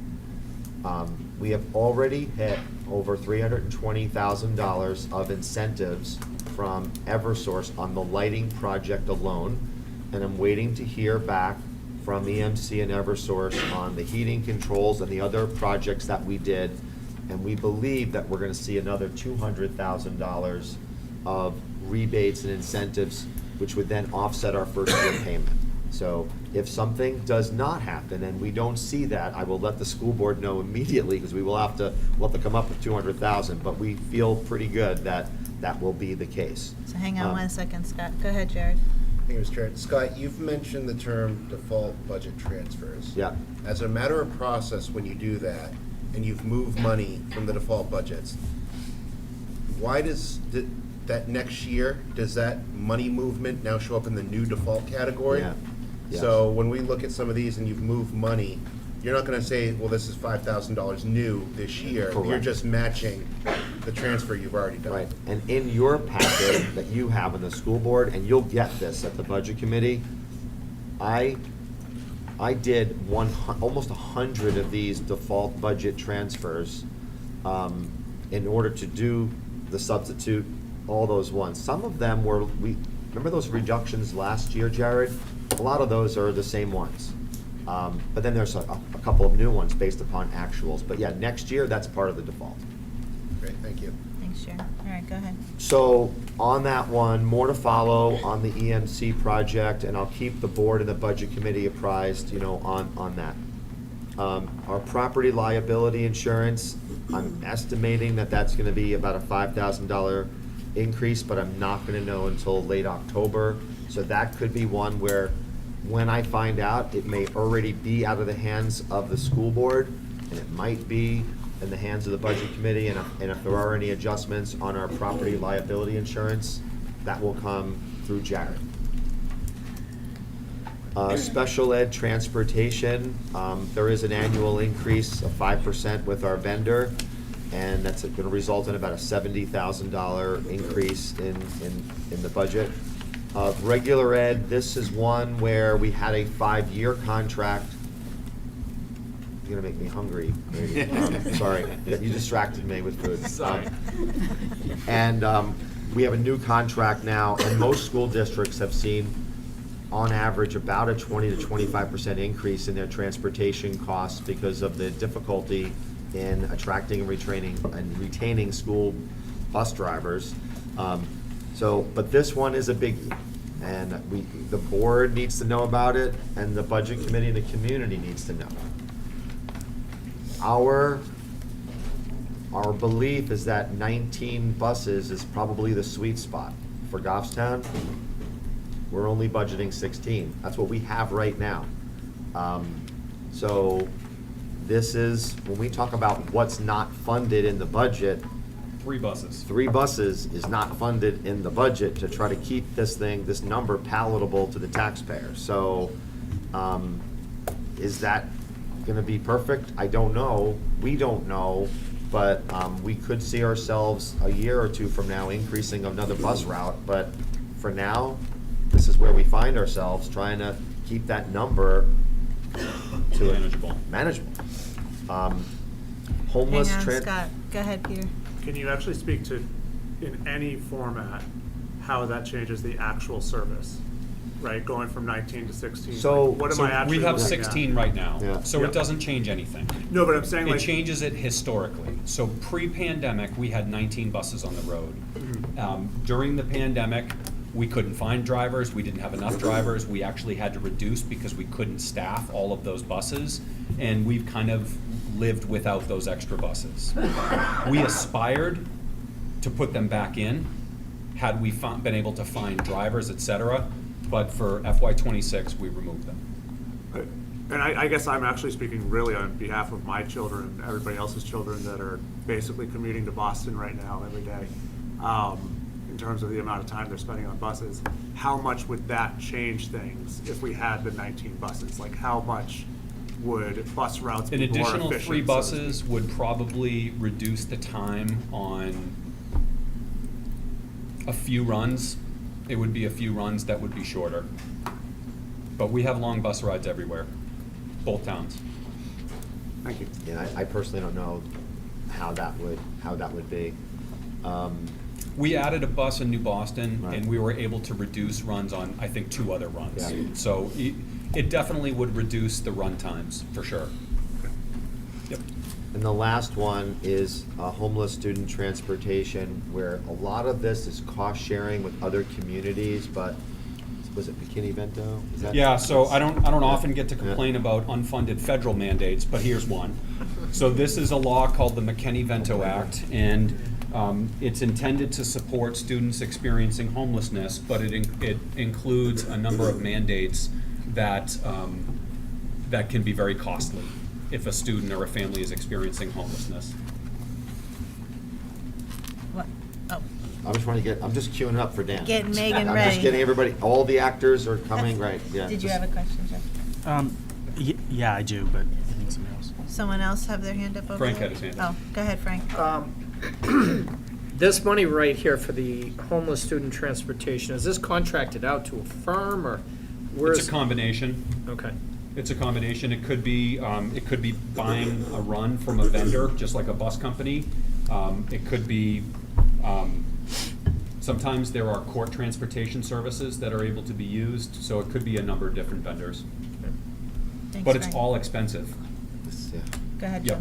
Joe. So regarding a new state law passed relative to allowing you to charge for right-to-know fees, I understand that there's a lot more complex right-to-know requests happening lately for the district. Is it your plan to, on the revenue side, start charging a small fee per hours worked? And what do you anticipate that revenue source, or amount of revenue to be? We haven't budgeted for any revenue for that. Okay, I'm just curious.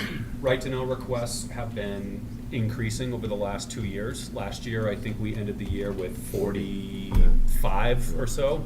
On pace this year, I think I've had 8 so far this year. Okay. So certainly increasing over previous years. I'd never come anywhere close to 40, 45 like Okay. that. That was a big number last year.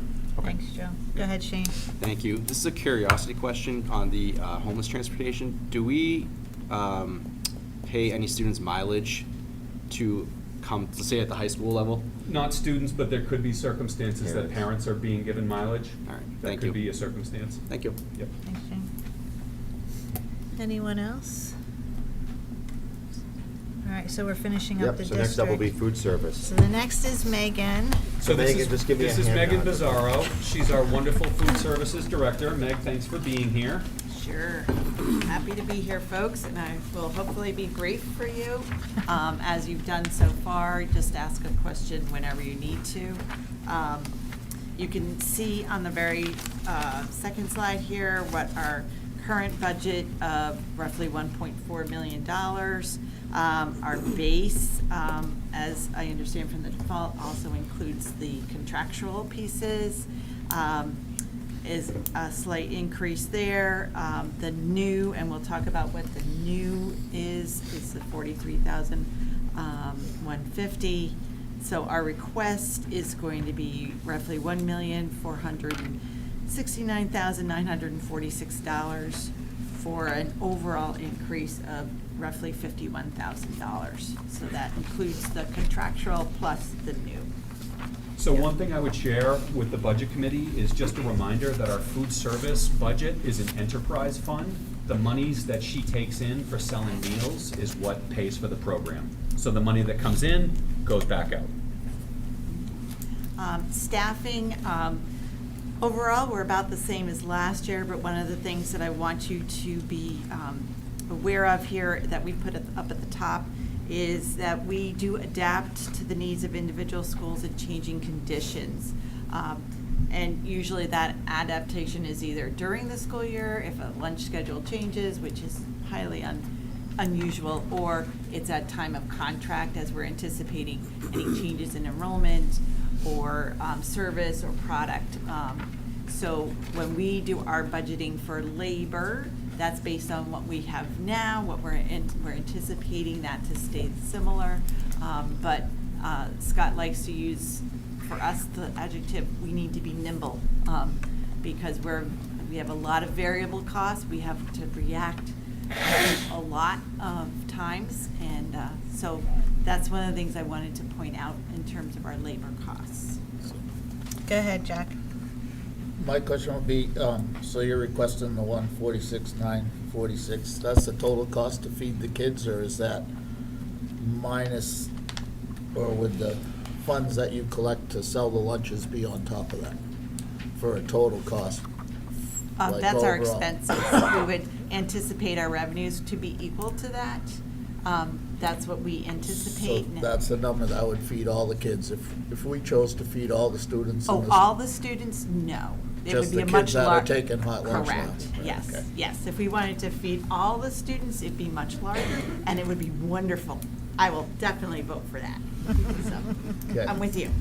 Well, and as we've shared, the state of Massachusetts has done that, the state of Vermont has done that, and the state of Maine has done that. I'm just trying to lock in the numbers, so that, to me, so $375 for one meal a kid times the 2,800 and some children we have in the district, that turns into like 2 million and change. Right, But- and it's really actually more than 375 because we do receive some federal funds for, it's kind of on a sliding scale. We receive about 40 cents from the feds and a little bit from the state for students who are paying full price. And then we have our students who are reduced, and then we get more, and then we get probably close to 450 for students who are who are receiving the free meal benefit. So it's kind of complicated, but as Brian mentioned, we are an enterprise fund, so we run just like Chipotle down the road or Starbucks down the road. We are a business in the world of academia, so we have to watch all our food costs, our labor costs, our waste, our expenses, our equipment. Last year we spent about $32,000 in capital costs for freezers, a new door on one of our freezers, some compressors. All of those costs are coming out of our fund. They're not coming out of the local taxpayer bill. And as you can see, in June 30, 2023, we were fortunate to have roughly $357,000 in our fund balance. We are allowed to carry that per USDA regulation. And that's really what when we think about our capital costs, that's what we want to use that money for.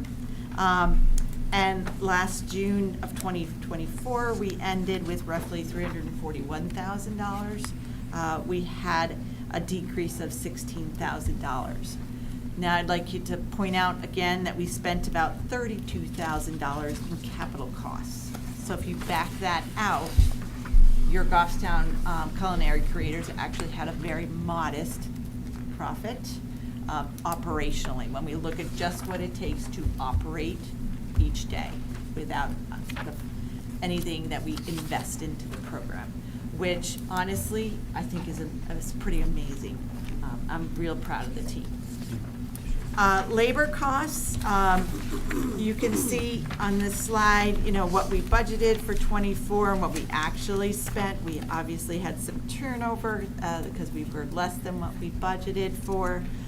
We've budgeted for $733,000 for this year, and next year we are budgeting for roughly $741,000. We've had some staff turnover. Some staff retire, not just leave, but we've had some retire. We have been fortunate to bring in some real experienced people. We've knock on wood, we've had some really great hiring pools, and it's been first time in probably 8 years. So it's kind of exciting that way to kind of have a choice and bring in people who we think will really fit well with our current teams and our students. Because we want to make sure that we are not bringing in the grouchy lunch lady, but the smiley one. Food, milk, and USDA commodity. Food and labor are our biggest expenses, obviously. All of you go to the grocery, the food cost changes every single day. So this is when we bring out our magic 8-ball to see if we can figure out in 12 months what food cost is going to look like. This is Scott and I sitting in a room going, okay, we think this, but now Florida's getting hit by 2 major hurricanes. So that it will affect us this year with our produce, guaranteed. For a while, I was at a director's meeting last week. We were right before the port workers settled. We were all kind of going, okay, so let's think this through. When might we see it affect our programs? And we were figuring probably, March, February, March. But now we're good. So that's relief. But you can see last year we had a budget of $521,000. We spent approximately $507,000. Some of that is a lot of that is from our buying group. We are a member of a buying group that has about 50 other school districts. The bid that we do for grocery is about $10 million. So we have a huge amount of power and are able to get some amazing products at really great prices. And our vendor, which is PFG North Center, does a really good job at trying to keep things level for us. Even going into this year, when I look at portion costs and things are pretty level. We've got some jumps, but nothing like a quarter or, nothing too bad. So, so we're very fortunate that way. But we do have, our proposal is for $619,620,000. $80,000 of that is commodity value versus with commodities, we pay a fee for the product to be delivered. That fee recently has just about doubled. It went from $3.75 a case to $7. Again, like I said, we have we don't control a lot of what is going to affect our food cost, and we had no idea this was coming down the pike. This came out about 2 weeks ago, and is affecting us today. So it's not in a year from now, it's now. So out of that 80,000, out of that 620, you can take out about $80,000 in terms of actual expenditures, because $80,000 is dollar value on the paper. Does that make sense? A little bit? Because we get allotted a certain amount of money from the federal government based on and we get an entitlement value of, say, $100,000. And then I decide with the staff how much we want to send towards for some fresh produce and how much is going to come in with what we call brown box, which is your beef and your cheese and that type of thing. And then when that beef and cheese is delivered, we're charged a fee per case. And then there is also a value for that case of, say, $50 for the beef. But we're only paying $7. But the $50 has to get booked into our food, the value of that case. Does that help? Okay, I'm seeing some nods, so that's great. Yes? I'll be the dumb one. So you're saying in the past it was the cost was actually the $3.50. Now the cost is the $7 though? The cost that we pay out will be $7 per case. It used to be $3.75 per case. Okay. But the value was always the commercial value. Yeah. Like if we ever had to replace it, let's say something catastrophic happened and we had to replace it, we would have to try and replace it at the commercial value if we did not take due care of the product. If something crazy happened and, I can't even think of something crazy. Power outage, but that might not be our fault. Right. But if something that was truly our fault. Like you didn't put it away. Correct. Like you just left Yes. it out. Right, there we go. Thank Yeah. you. See, I know you. So you don't even know that because you never do it. You don't always put everything. Yes, we always put it away. So our noteworthy changes here are our salary and benefits. They're part of the union. Is an increase of about $7,900. Our food and milk, again, is an increase of, we're going with an 8% factor of $43,000. And with Bartlett, we increased it because we're doing the fresh fruit and vegetable program. There is a revenue that is the offset to that. Mountain View, we had a great increase in participation there, which is super, and that's why we increased more. And the high school, we also had an increase, and in fact, this September, they're already serving 30 more reimbursable meals than last September, which is phenomenal, absolutely phenomenal.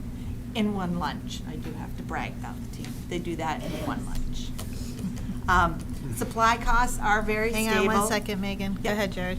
Thank you, Ms. Chair. Just looking at the breakdown that you gave us, is really the MVMS, is that increased because Maple and the students, a lot more students moved from Maple to the middle school? And it could be more lunches or more food associated with that? No, not really. It truly is a participation.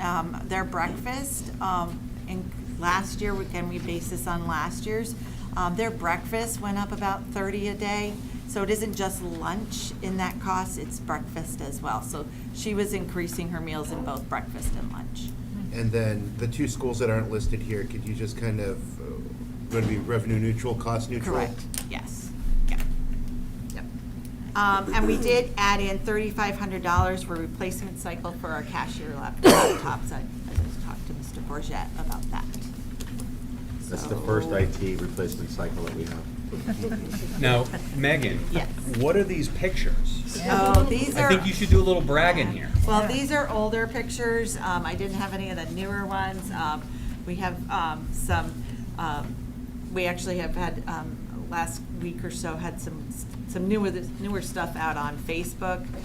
The Mountain View page has had 2 new things. We're doing a new kind of training style with our head cooks, our leaders. We're getting together on Wednesdays, like once a month and a half. Last week we got together and we worked on a brand new recipe for ramen noodle bowls, making the sauce from scratch. The noodle itself is actually called a woodle, so it's really fun to say. And it's the corkscrew, it's the whole thing, it's nice and long, and so we're super excited for that. We had some of the field hockey girls come in and they tried it and they thought it was great. Today we sampled, I helped sample out Chinese dumplings, chicken dumplings that we do here at the high school, at the middle school. So I apologize to any parents who are watching and listening. I did encourage your children to come to lunch tomorrow to have one because they liked it. So if that's causing a problem at home, I do apologize about that, but we're gonna have the coolest lunch in a middle school tomorrow, so. But we also have a new cheeseburger quesadilla salad that the Mountain View staff have put together and done a great job with. But we're using these Wednesdays now for like an hour or so and just really kind of focus on 1 or 2 menu items. And the next one we're going to do is to talk about our students with allergies and how do we make sure that we're doing things a safe way, and what do we need to do to make sure that that's correct. So, but you are very fortunate in this town to have a very stable food service. Our leaders have been with us for a long time. They retire from here, and they're just a great group of people to work with. I'm very, very fortunate to have them. So, other questions about our program or anything about how we work? Go ahead, Rhoda. So I think we know that with the free and reduced lunch, it's kind of a double prong effect. One is getting students the food that they need, but the other is we also get funds for, get increased funds when students qualify. From your perspective, are the families that need this program, are they applying? Are we falling short on that? It's hard to know that. I think, because I did look at that in terms of number of application of students this September to last, and we're basically the same.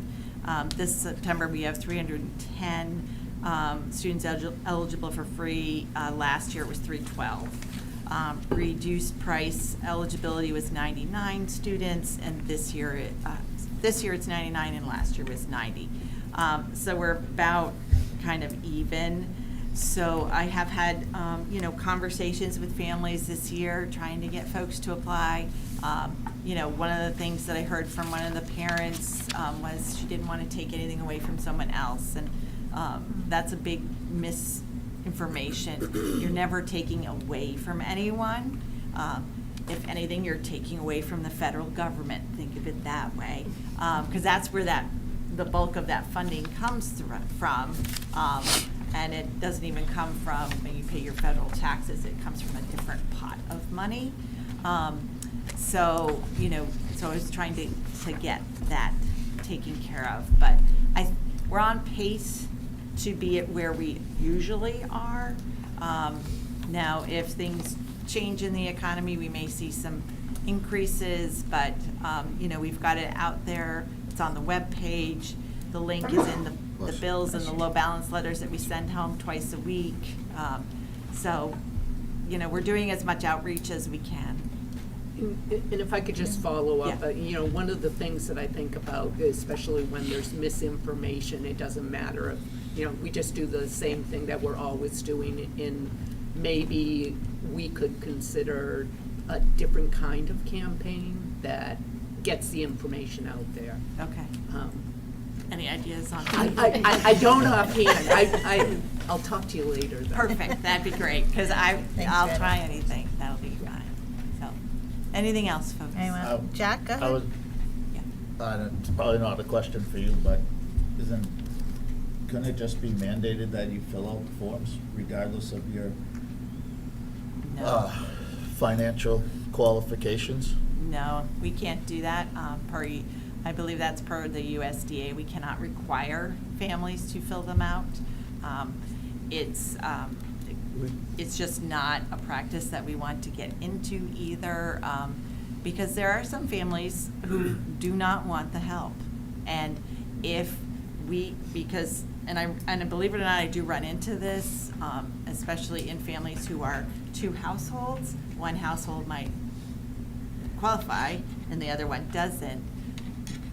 They have the right to refuse the benefit, which I do have 2 or 3 families who do refuse the benefit.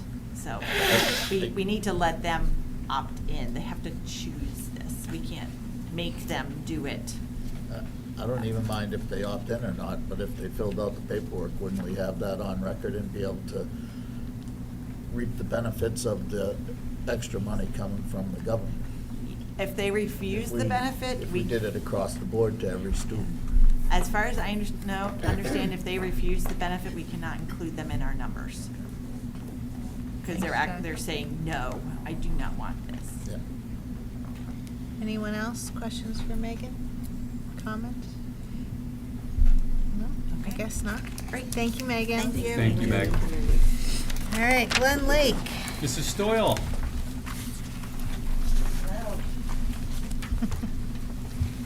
Mrs. Donovan coming with you? Begrudgingly?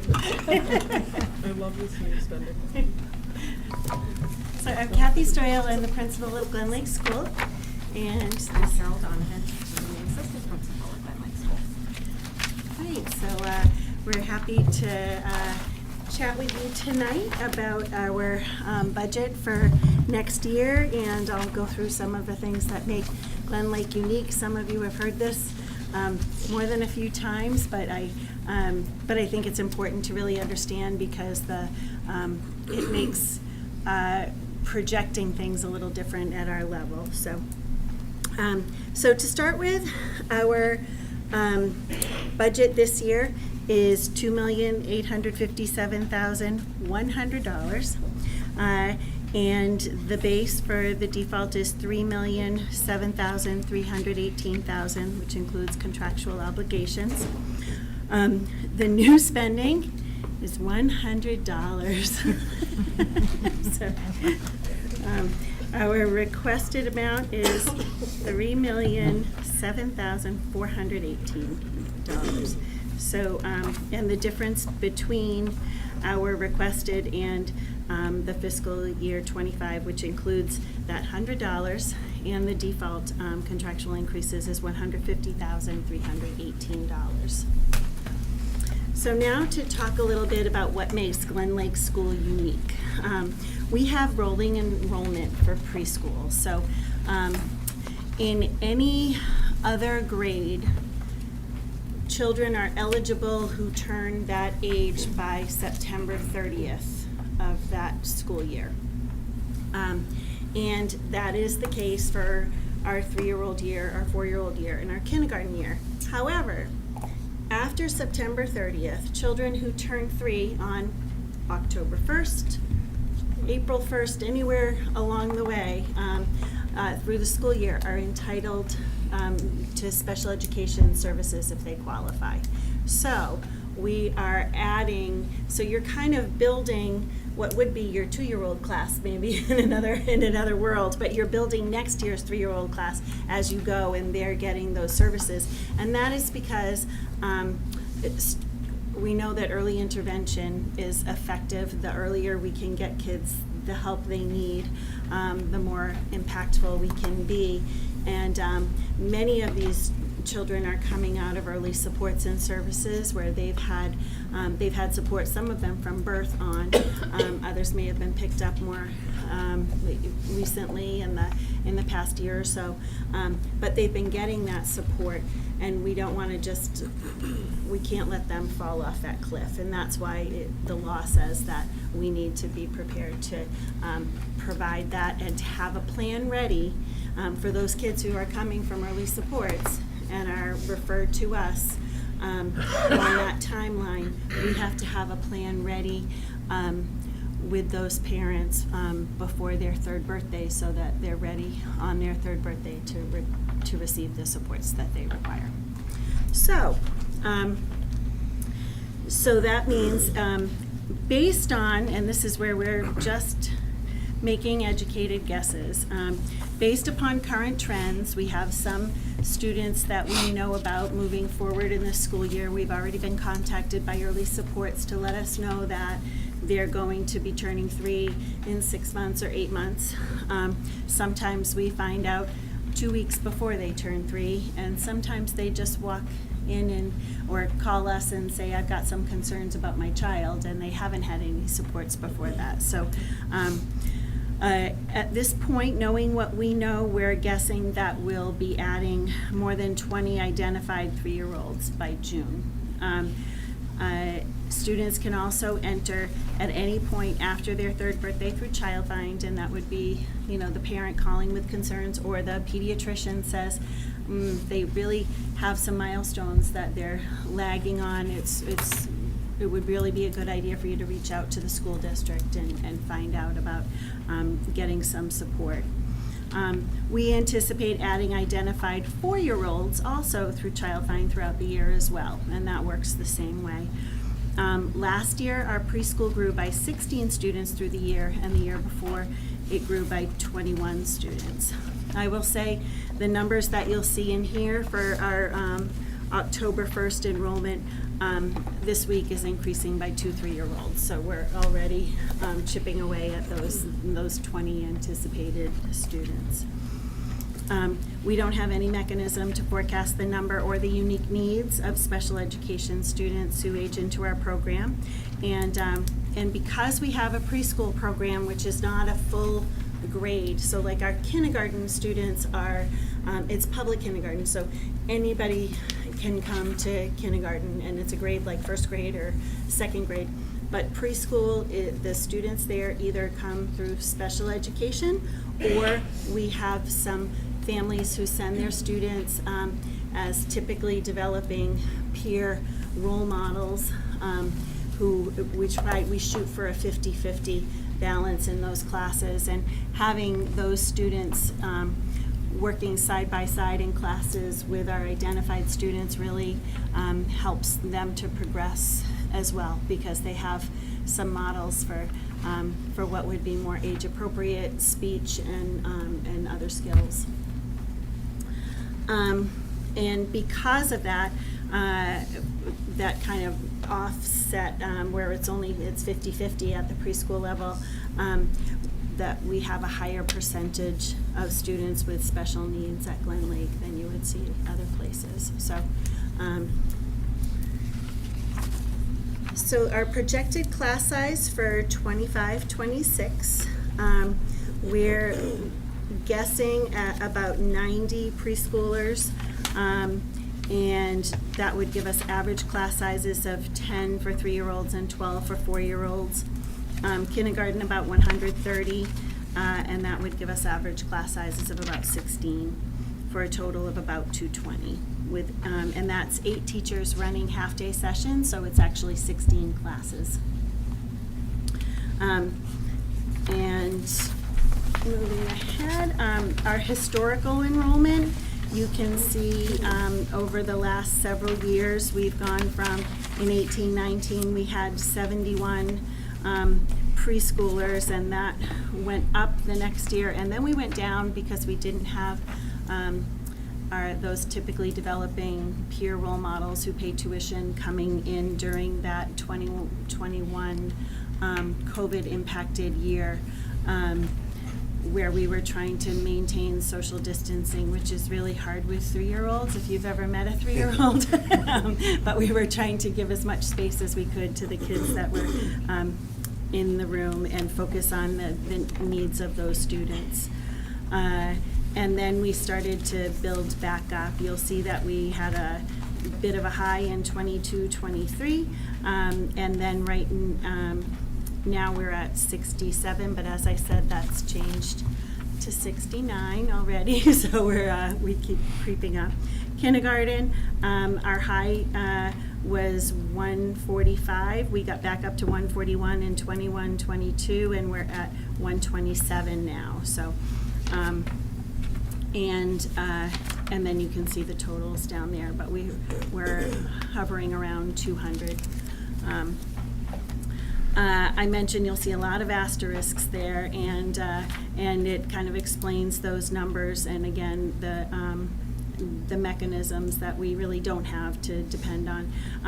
One thing I did want to make you aware of, though, is that we do have additional students at Glen Lake, and those students come in and receive services only. So there are families who will elect, instead of sending a child to our preschool and having them pulled out for, say, a speech session or an occupational therapy session, maybe it's because of daycare reasons, family scheduling, whatever it may be, decide instead to have them come for drop-in services with a speech pathologist or an occupational therapist.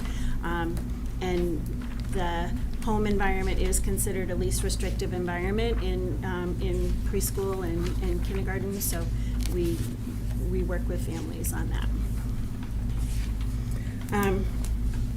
So our current enrollment is 194.96, and it will be 197 by the end of the week. We have 67 preschool students in 8 sessions. Our average September class size started at 7 for 3s, and it just keeps growing throughout the year. 11 for 4s, and again growing as we go through the year. And 127 kindergarten students in 8 sessions, and that's up slightly from last year. Our kindergarten classes average 16 students. We have our staffing overview. We have 4 kindergarten teachers, 4 preschool teachers / case managers. So our preschool teachers are also special education case managers. So they are teaching in the classroom that full day for 2 sessions, Monday through Thursday, and then on Fridays they are doing evaluations for students who are coming in new, students that are already with us that need reevaluations, having IEP meetings, and all of those other parts of their job.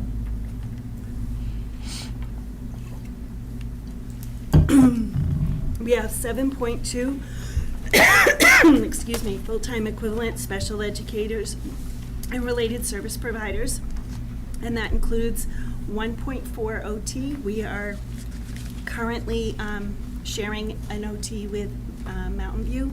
That's the 0.4. 2 speech language pathologists, 0.8 speech language assistant, a special educator, excuse me, dedicated to kindergarten, and then an autism support teacher / special educator, and then a 0.5 interventionist. So Kathy, can I point one thing out while Yeah. we're on this slide? She has 4 kindergarten teachers. We don't have full-day kindergarten. At some point in time, if we were to move to full-day kindergarten, we have 4 teachers. I would anticipate that we would need to go up. So 4 teachers teach 8 sections. Right now, we have 8 sections of kindergarten. If we offered full day, we would go up to at least 10. It would be at least 10, and it could be 11 sections. So 4 teachers going up to 10 sections, I need 6 teachers, and I need 6 physical spaces to do full-day kindergarten.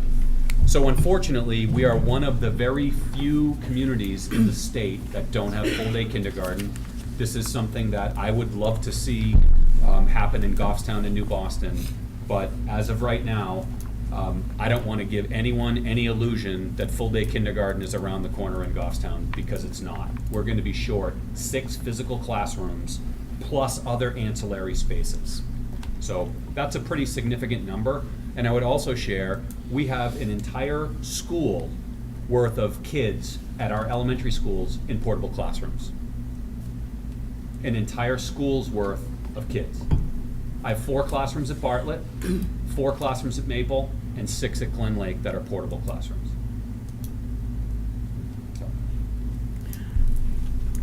We have a .2 guidance counselor. We share a guidance counselor with Bartlett, and he spends 1 day a week with us. And then we have 20 paras. Several of those are part-time, serving our preschool classrooms, which are the 4-day-a-week classrooms. So several of those are just part-time. We have 1 school nurse, 2 secretaries, 2 building administrators, and 1.5 custodians. On to our noteworthy changes. Salary and benefit lines demonstrate some changes. Teachers are contractual changes by the collective bargaining agreement, and the same with paras. And then administration, we have an increase of 0.5. It's actually, for us, it's a 0.4 FTE. We've shared an assistant principal with Bartlett. We had 3 days a week, and they had 2, and we now have Carol full-time.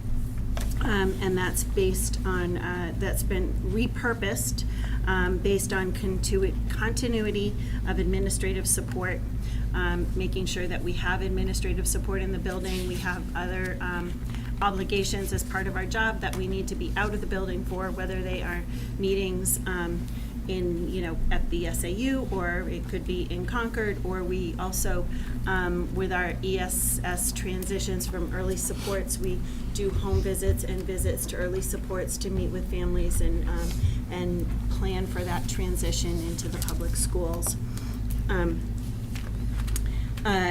We have increased student needs, especially in the areas of behavior and discipline support, and then for succession planning purposes. I'm not as young as I look, guys. Yes, you are, Kat. Yeah. Yes, you are. Hang on a second, Mrs. Doyle. Go ahead, Jeff. Thank you. So, thank you for being here. Part of the increase in budgets all around is especially in schools, is the increase in administration. And so the repurposing of the 0.5 FTE, what was that repurposed from? What specific position? And then can you speak to what the extra 2 days of having another administrator at Glen Lake will do for you personally? Because I want to see that, do we need 2 full-time principals at, a school with 200 students? So 100 half days. So that's kind of what I'm looking at. It concerns me when we increase a significant amount of our budget is increases in administration costs. So can you speak to that a little more? Yep. As far as where it was repurposed from, that's more of an SAU level question, so I'll let them answer that. As far as what this provides me personally, I don't think that's the important part. What this is about is kids, and it's what it provides for kids, and that is a huge difference. We have a special education caseload that rivals that of Maple Avenue. That does not come without a time commitment. There's a lot of time that goes in, spent with families and spent with students and spent with other professionals in planning for those students, making sure that plans are working for students, recrafting plans along the way, meeting to discuss progress, meeting to discuss glitches along the way, things we need to tweak to make things better for a student, and then being able to be present to provide the support that other professionals need and students need in the moment. And a lot of what happens now, I know over the last several years, more and more we hear about student needs, whether they be complex medical needs, whether they be needs for students who are on the autism spectrum, whether that be the needs of kids who are impacted by trauma. In all of those cases, what really matters is being able to develop a consistent and continuous relationship with a student, so that you're able to build on progress and really know that child and know their needs and work with them. And I think what Carol brings to the table, beyond just hours, is that skill, and very specific skill in an early childhood and special education realm, and the support for being able to take over that large volume of special education responsibilities is huge, but also that piece in discipline support, and she's doing some training in Title IV grant support at the SAU level as well, so. Okay, just quick, if yeah. I could follow up. Yep. So are you saying you don't have enough special educators and that this would help to complement that? Or, because if we can give you No. another position, I That's guess I'm not- wondering, like, does she coordinate all the special educators, or is there a special educator coordinator? And then I'm So just trying to put it there's a together. position you'll find at some of the other schools called special education facilitator. Okay, And so in some schools, you might have an assistant principal and a special education facilitator. This is one person here. So what she's doing is that oversight of the special ed, and also providing the support in the moment for students who might be in need of whether they're dysregulated or that she's jumping in there as an administrator does. Any administrator does. I do that as well. It provides more continuity in the availability of that. The role is different from a special education teacher. There's a lot of federally required paperwork that goes with special education as well. And it's also important to make sure that there aren't errors made. Oh, yes. So we want to make sure that we're doing right by our kids, but you have to also understand that the paperwork compliance, the program compliance, if you mess a case up, it could end up costing you 3 times it. So you have to make sure that you do things right when it comes to special ed. And in terms of administrative costs, earlier Mr. Gross referenced the I-Index platform through the Department of Ed. There's a specific report that's available, which is administration in public schools. So you're all welcome to go and look at that. And we are probably right in the average range in terms of our number of administrators. But I can share this, Joe. This is my 31st year working in public education, and it's never been harder than it is right now to be a school administrator. Usually, when you do a job for a number of years, you get better at it and the job gets easier. Well, Mrs. Stoyle, is it easier to be a principal now than it was 6 years ago? No. No. Wendy Kohler, you were the principal at Mountain View for 10 years. Was it easier to be the principal year 10 than it was year 1? It's unbelievable when I tell you that usually when you have a job, that more experience and more history allows it to be an easier job. These jobs are not that. These jobs have never been more challenging, And I'll tell you, we need every administrator we have in this building, in all of these buildings, and to be able to have people so they can do their work, we can support kids and families, support school safety, investigate bullying, including cyberbullying that happens off campus, all the mandates that we have, and to be able to run effective schools. And by the way, focus on teaching and learning. Because our principals are coaches for all of our teachers. We want them to continue to improve their practice, but it just gets more and more challenging to work in public education and to be a public school administrator. Okay, and could you just speak to where that position was repurposed from? Yeah, I would need Kate to confirm this. I believe it was actually a high school half of a position that it became. Half a principal position? No, it was half of a teaching position. Okay. So we did like a dollar for dollar move Okay. on that, Joe. Okay, I thank would you. need to confirm that. Scott, do you remember? That was my guess. I can't Yeah, do it, but I could have sworn that was it. I believe that's the case. Thank you. Are you all set? Yeah. All right, so Laura and then Shane. Go ahead, Laura. Thank you. I know you went over all that on the tour, and thank you for going over it here so people that weren't there and people at home understand how all that works.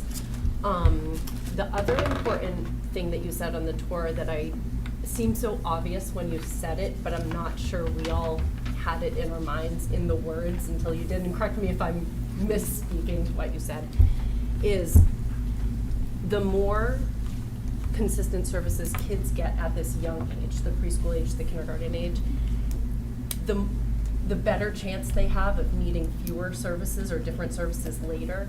So there is that potential that down the line, we're actually saving not only the cost, but the need for those services.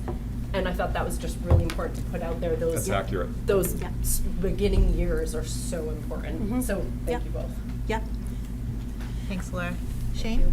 Yeah, I just want to reiterate, the Department of Ed has actually increased their special education monitoring. So I always thought it was kind of crazy that Bartlett and Glen Lake shared an AP, especially when Glen Lake doesn't have its own facilitator, because it's even more important now that there's someone to kind of double check those things. So I think Glen Lake having their own AP is definitely a great thing for, especially a school that has such heavy special education needs. So just to reiterate that. Thank you, Shane. The one thing that I would add is just, I know that you mentioned whether or not a school with 200 students, 100 in a half day requires 2 administrators. And what I would say is those 200 students don't have half of a need each. They each have the full needs of that whole child. And we only have a half a day to deliver to those children. So it doesn't make it easier that they're only with you half the time. You're It actually working- makes it harder. It does. It does. And they come with the same amount of paperwork, assessment, testing that you would have in a full day, but you only have a half a day to get it all in. Olivia, go ahead. Hi, Mrs. Doyle. Thanks for coming. Could you explain for people that aren't familiar with what it means for a child to be dysregulated, like what that entails? Because I think that's a really important part of it, that it's not just a child becoming frustrated. I think dysregulation can look like a lot of different things in different children, and for some children who have communication challenges, you might, any of you who are parents might remember that there's usually a certain stage where children go through where they know what they want, they just aren't able to tell you yet. They can't get those words out, and that's when you start to see tantrums and things like that. And then for some kids, that ability to communicate their needs, it takes even longer to develop, and that's one of the things we're really working on with them. For some students, they don't really even understand how communication works, and we have to really get them to understand that in order to understand how they can get their needs met. So out of frustration, out of whether there's a child who has some type of trauma trigger from some kind of a smell or a sight or a sound in the environment. There are a lot of reasons that a child can become dysregulated, but and some of those things require space and a little bit of quiet. Some of them require a little more delicate maneuvering to try to get a child to get to a calm state and to try to develop those skills where they can express what they're feeling and what they need appropriately. But it's a long road for some kids, and it takes a lot of skill and training along the way. Yeah, because they're all different, you know, Yeah. like there's a lot of reasons why kids might be dysregulated, and you need to know that it's going to be different for a kid that might not be able to communicate and a kid who's been impacted by trauma. And it impacts everybody, not just them, the adults that are helping them through it and the other students in the class as well. Thank you. You all set, Olivia? Jenny, go ahead.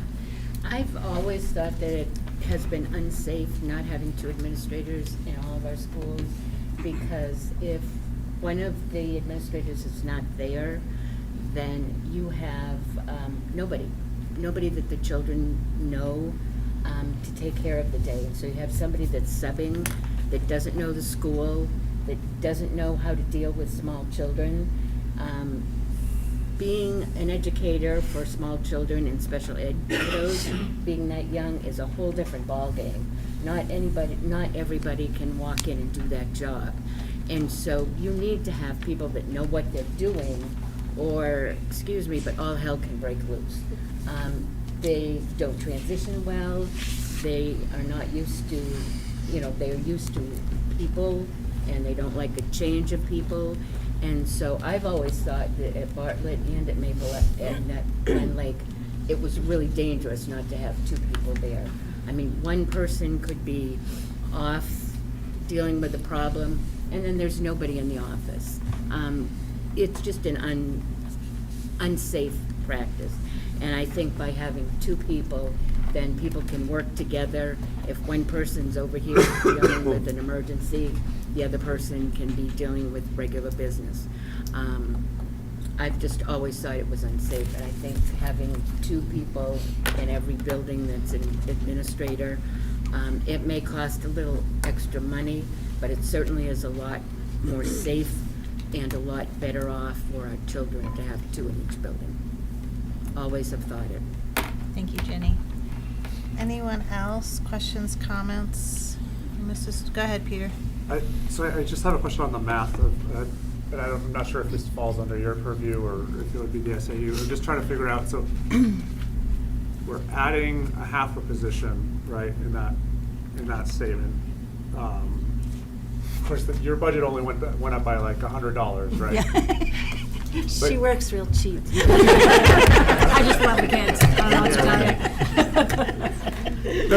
So how does that work at the budget level? So if they're adding a whole other half position, does that mean you guys have reduced something quite a bit? I mean, I understand we're not actually talking about spending a lot more because we're I think removing half it'll a be position obvious, somewhere Peter, else. when we go through kind of the line by line, you'll see every position in each of the schools. Yeah. I think it'll probably all make sense at that point in time. But this included transfers. So we moved a half a position from another building, I believe it was the high school, to make her, Carol's position full-time.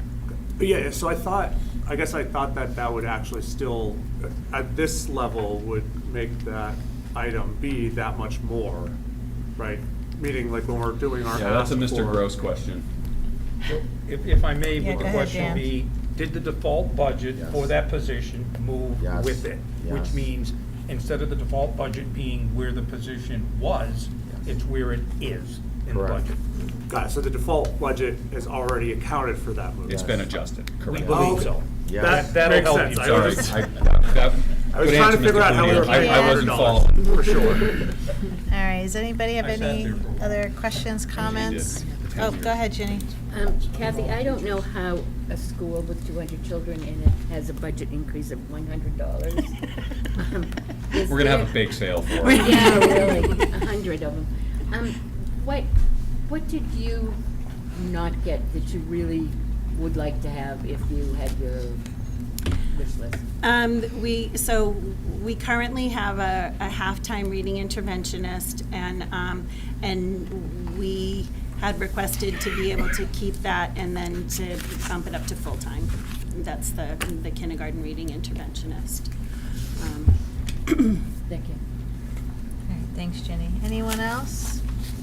Is the job of that person to teach children to read? They work with students who are struggling in that, so that they might, and not usually are students who are identified with special needs, but the kids who are lagging behind in some of those benchmarks for reading, and they're working to close the gap with that. Do you have problems retaining people because they are in a half-time position?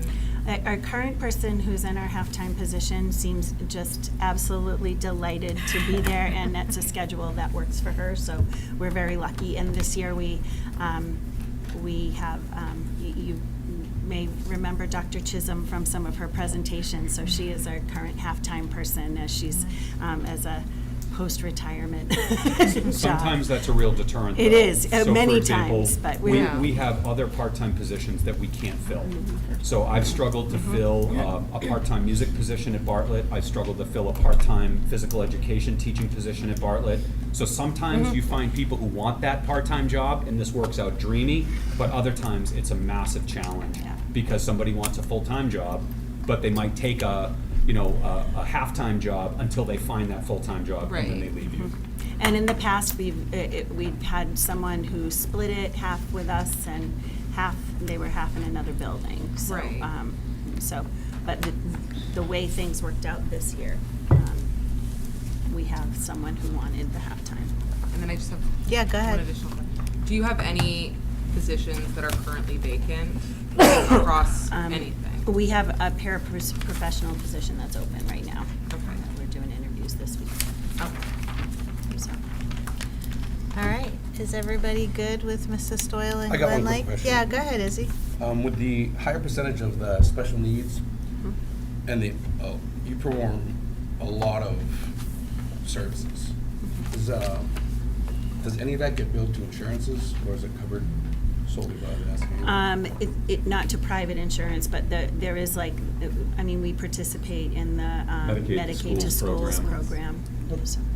So the Medicaid to Schools program is a federal program that certain IEP-ordered services for some kids can be reimbursed by the federal government, and that's the only thing that taps into insurance.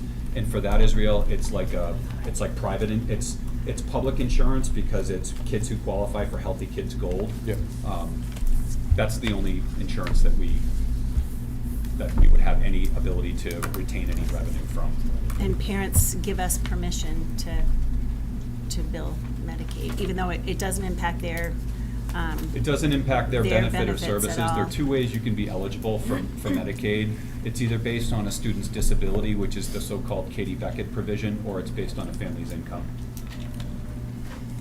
Go ahead, Elizabeth. So, this question kind of threw me. I'm not aware that any private insurance covers these kinds of services for children, do they? Oh, they certainly do. Yeah. Well, for example, we were talking about autism services earlier. There are laws in New Hampshire that require some of those treatments, which are things like occupational therapy, behavioral therapy, speech and language therapy. Those can all be billed through private insurances. So do any schools do that? Families can bill it, not schools. Okay. So if you are seeing a private therapist, Yes. you can get reimbursed for that. But if you go get your therapy through the school, private insurance is not going to pay for it. No private insurance. However, if you're Medicaid eligible, then we would have the ability to recoup some of those costs through the Medicaid to Schools program. Okay. So I'm just trying to make sure that it's clear that this isn't a revenue stream that we are ignoring. No, and in fact, the Medicaid to Schools program is a revenue stream that historically we used to get over $300,000, and for a lot of reasons, that revenue has just gone down, down, down. So we continue to struggle in collecting and getting reimbursement for Medicaid services. Okay. It's a challenge. All right. Well, I think everybody is good. Thank you very much, you guys, for coming. Thank you. So that's going to end tonight for the budget presentations. Tomorrow we'll start at 6 and do the rest of the schools.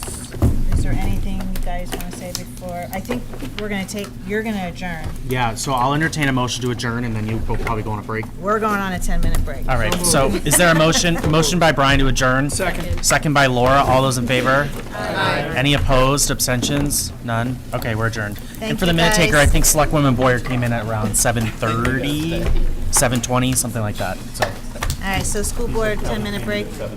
Yes. Yes, recess, 10-minute.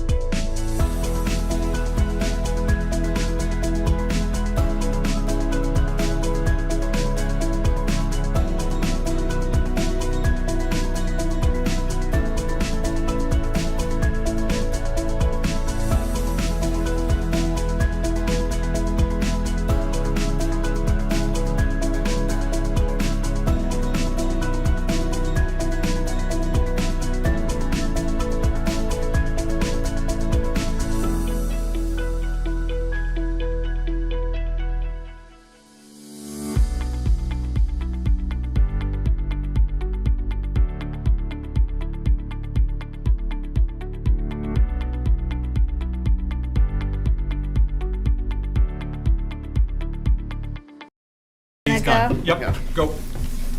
Dan, What about manifest and stuff? You, Dan. Alright, I'll do it. so we're gonna start in our correspondence folder. Do you have a correspondence We folder? do have a correspondence folder. So it came back Um, at 8:52 tonight. So two things in the correspondence folder. The first is for Mr. Brady McCann. And so when this goes around, this is for you, Brady. This is a notification of a training session that the New Hampshire School Boards Association is doing with the School Administrators Association. This is the third time that we've done training for student reps. So this is coming up on Saturday, December 7th. So we'll send that to you. And the other letter in the correspondence is the letter from Nicole Baum. Oh, okay. There you go. Thank you. All right, commendations, good news. Brady, you want to start? Yeah, it's been a lot going on at Goffstown this past few weeks. Of course, this is the first day we've had of our homecoming week. So we have our dance this Saturday. So and we've been just doing like spirit days throughout the week. And then we also have a penny slam associated to that, where we're raising money for the Liberty House. Last Thursday, we had our open house where parents were able to come in, kind of just see what their students are doing in school, talk to their teachers, get a feel for that. And then, what else do I have? We've had colleges. Students have been able to go down, juniors and seniors, I should say, have been able to go down during some of their class periods with a note from their guidance counselors and kind of just start looking at some colleges, and they just talk about like opportunities they have. And then Q1 progress reports come out this Friday. And that's all. Wow. Thank you, Brady. Go ahead, Mrs. Bean. I was going to bring up open house, but I do want to say that it felt like we had a lot of parents, more parents than we've seen in the last few years, which was nice, especially in our open level classes. Some years in our open level classes, we only see like 1 or 2 parents. We saw like 10 parents in those classes. Nice. Last week, our open level chemistry students used their dimensional analysis skills to convert a recipe into correct units and successfully make batches of fudge.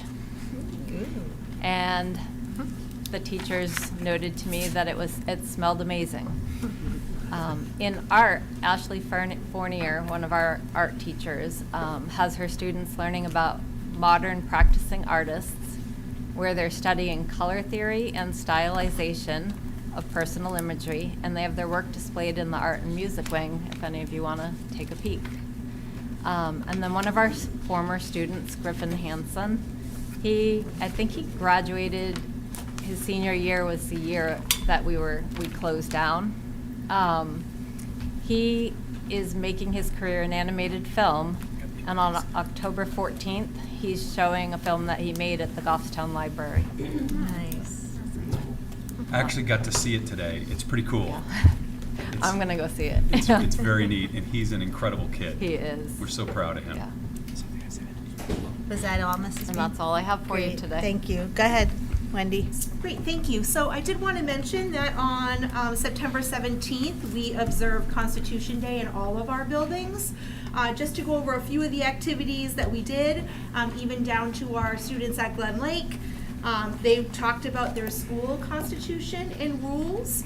At the elementary level, they read a book called We the Kids that talked about the Constitution. They did a writing prompt connecting the Constitution to school rules. Over at Mountain View, they did a Constitution Day writing activity in an escape room for one of the grade levels. They did an iCivics lesson on the anatomy of the Constitution. Some of them read the Constitution and put it into their own words and made connections to their school and team rules. And then over at the high school, they made connections between the 7 principles of the U.S. Constitution with all of the different areas of social studies, so how it impacted economics, civics, etc. So I just wanted to let the board know that we did observe that. I also wanted to let the board know that we have a middle school teacher rep, Derek Davis, who will be starting in November as part of this. So we're very excited to have him. Hopefully there is an elementary teacher out there that is looking to be a rep. Very cool. Thank you, Wendy. Anyone else? Commendations, good news? Go ahead, Shane. I just want to say it's great news. We have a middle school rep. Yeah, So it if is there are great any, news. I don't know where the camera is, but if there are any elementary teachers, please come join us. We love having teachers on, so that's awesome. Thank you. Shane. All right, and we'll move on to public comment. So I have one name on the list for tonight, Mary Jenkins. I'm gonna pass. You're gonna pass? Okay, no problem, thank you. All right, so any other public comment for tonight? Okay, seeing none, then I'm gonna close public comment, and we're gonna move on to the middle school presentation. Great, thank you so much for having me. So let me do an introduction. This is Josh Lewis. He's our curriculum coordinator at Mountain View. And Mr. Lewis is very excited to come and talk about this topic. However, I told him he has less than 5 minutes. So no pressure, go. Poor Josh. I will fly through this. If you have questions, just jump right in. So our new digital integration course that we started this year is replacing the old course of FACS, or Family and Consumer Science, really for two major reasons. One, we had no applicants for the position when we posted the position, and another reason being colleges and universities in the area aren't offering it as a major anymore. So it's going to become even more difficult for us to find people that'll be able to take over that class. And when the prior FACS teacher left, it kind of left us in a position where we needed to find something to be able to take and use in a different manner. So we looked in a class, or to create a class, that also filled maybe a gap or a void that we felt that we had within our curriculum as well. So enter the new digital integration class for grades 7 and 8. We already had a certified staff member on site or in the building that was qualified for it, that was very interested in doing it, and like I mentioned before, it fills a gap in course offerings that we had. So the course description, you were welcome to read that for yourself, but basically the gist of it is we want to make sure that our kids are ready and prepared to thrive in a digital world. Some focus areas include ethical internet usage, digital tools, the comprehensive understanding of those tools, creative problem solving, and of course, finance in the digital world, exploring careers, and coding. So here's a list of those standards that broke down from the Family and Consumer Science class that went to 2 other classes. So we have our wellness class, which took over the food safety and prep and healthy food and nutrition unit. And our wellness teacher moved into the former FACS room, into the new wellness room, where the ability to cook already is, where all the kitchens are set up. And then we moved the other 2 pieces of that FACS course, the career exploration, which is using the Naviance program, and personal finance, into the digital integration class. So the curriculum scope and sequence for this, if you were to look at the full breakdown, you'll see grade 7, intro to digital tools, basic overview of how to use our digital devices, basic software applications like that Microsoft 365 suite that Scott referred to earlier, using word processing like Microsoft Word, PowerPoint, things of that nature, immersive readers, keyboarding skills, and really just using the opportunity for them to get more acquainted with the digital tools that they have in front of them and available to them. Internet safety and digital citizenship is a piece of this. Effective online research, which will be done in collaboration with our library media specialist. And the introduction to Coding 1 for our 7th graders. Then in grade 8, because this is going to be, these students will see this class over the course of 2 years, a 36-day rotation in 7th grade and a 36-day rotation in 8th grade. In 8th grade, they'll do career exploration through Naviance. They'll have the next piece of coding, or Coding 2, and then the practical applications of those digital skills. So how they use and integrate those resources into their daily academic lives. So some additional information for you. The location of this class is now in our former computer lab. So they are desktop computers that our students are sitting at every single day and are actually using those computers every single day. Assessments come through a variety of different means: quizzes, projects, tests, ICT portfolios, or their digital literacy portfolios. And the course duration, like I mentioned before, is a 36-day rotation for grade 7 and a 36-day rotation in grade 8 as well. So here's a full breakdown of those standards that were covered by the digital integration course. I do have the curriculum framework that I believe was sent out to everybody, so you can see the full breakdown with definition of what each of those different standards mean. Some vetted platforms that our students are going to be using, like I said before, that Microsoft 365 suite, Teams, PowerPoint, Excel, Word, Copilot, OneNote. In Naviance, they're going to be using that program as well. They use it here at the high school. They'll also be using, for personal finance, they have the option to play the stock market game. iCivics Economics also offers a variety of lessons, including around different types of economies, market economies, free market, capitalist economies, you name it. And then code.org is the other free source or open source opportunity for our students to access coding, which I do have some screenshots of kind of what that looks like here, just to kind of help you follow the progression of pictures starting on the left. That top left icon that you see is NASA's Space Jam. That middle picture that you see is me clicking on that Space Jam opportunity, and then that picture all the way to the right is what that basic coding program would look like. I know it doesn't transfer well to the screen, I do apologize. But. And are there any questions? I think I did it in under 5. Was that 5 minutes? That was fast. Anybody have any questions? Go ahead, Jared. Thank you. I kind of geek out about some of this stuff, but for the middle school level, when we talk about coding, are we talking about specific languages? Are they using Python or something? That's a great question. So the programmings that we have the kids use, Minecraft or code.org, do have, from what I understand, and this is not my area of expertise, so bear with me, from what I understand, do have bits and pieces of that, but it's fundamental. Yeah. It's basic stuff. My next question, and again, you might not be able to answer this. When we talk about a coding environment, is that going to be a self-sustained environment at the middle school that our students and our teachers would have access to see the work that they're doing? They aren't going to be using, if it's a free source area, we aren't going to be going and using a virtual server outside of our cloud or anything along those lines. Correct. Okay. Thank you, Jared. Go ahead, Brady. You said this would be replacing the fax class? Yes. Follow-up? Yeah, go for it. What's going to be done with the fax room now? That is now our new wellness room, so Ms. Darmody moved into that room, so she'll be able to take over the cooking piece. Okay. Thank you, Brady. Go ahead, Wendy. One of the things I'll also mention, because she took the cooking piece into the nutrition unit in wellness, we were able to provide her some additional professional development in kitchen safety, food sanitation, things like that through the Vector platform that we have new this year. So we were able to get some of those pieces to be able to provide her that background knowledge to be able to have a safe kitchen environment. So I thought I'd mention that. Ms. Darmody said that was super easy to do, too. Yes. That was super helpful. Thank you, Wendy. Go ahead, Caroline. So impressive presentation. Again, we had the opportunity to see it a little more in depth in C&E, but an abbreviated version just as good. Can you mention, because I think you had talked about it a little bit at C&E after there was a question, those kids who are in 8th grade this year are not getting it in that 7th grade piece too. Can you talk about how you're handling that? Yeah, it's basically we're looking at differentiating the instruction at that point, right? Yeah. So essentially what we're looking at is some of our kids probably already are excelling in certain areas of this. So they would have the opportunity to be able to take the work at that 8th grade level where they're already at. And then the vast majority of our 8th graders would probably be looking at that 7th grade work to be able to make sure that they can access their education appropriately. Thank you.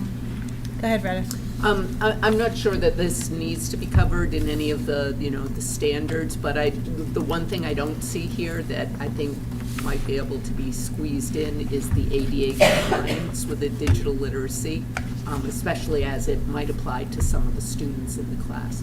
Just a thought. It's just something that I thought about when you covered everything else.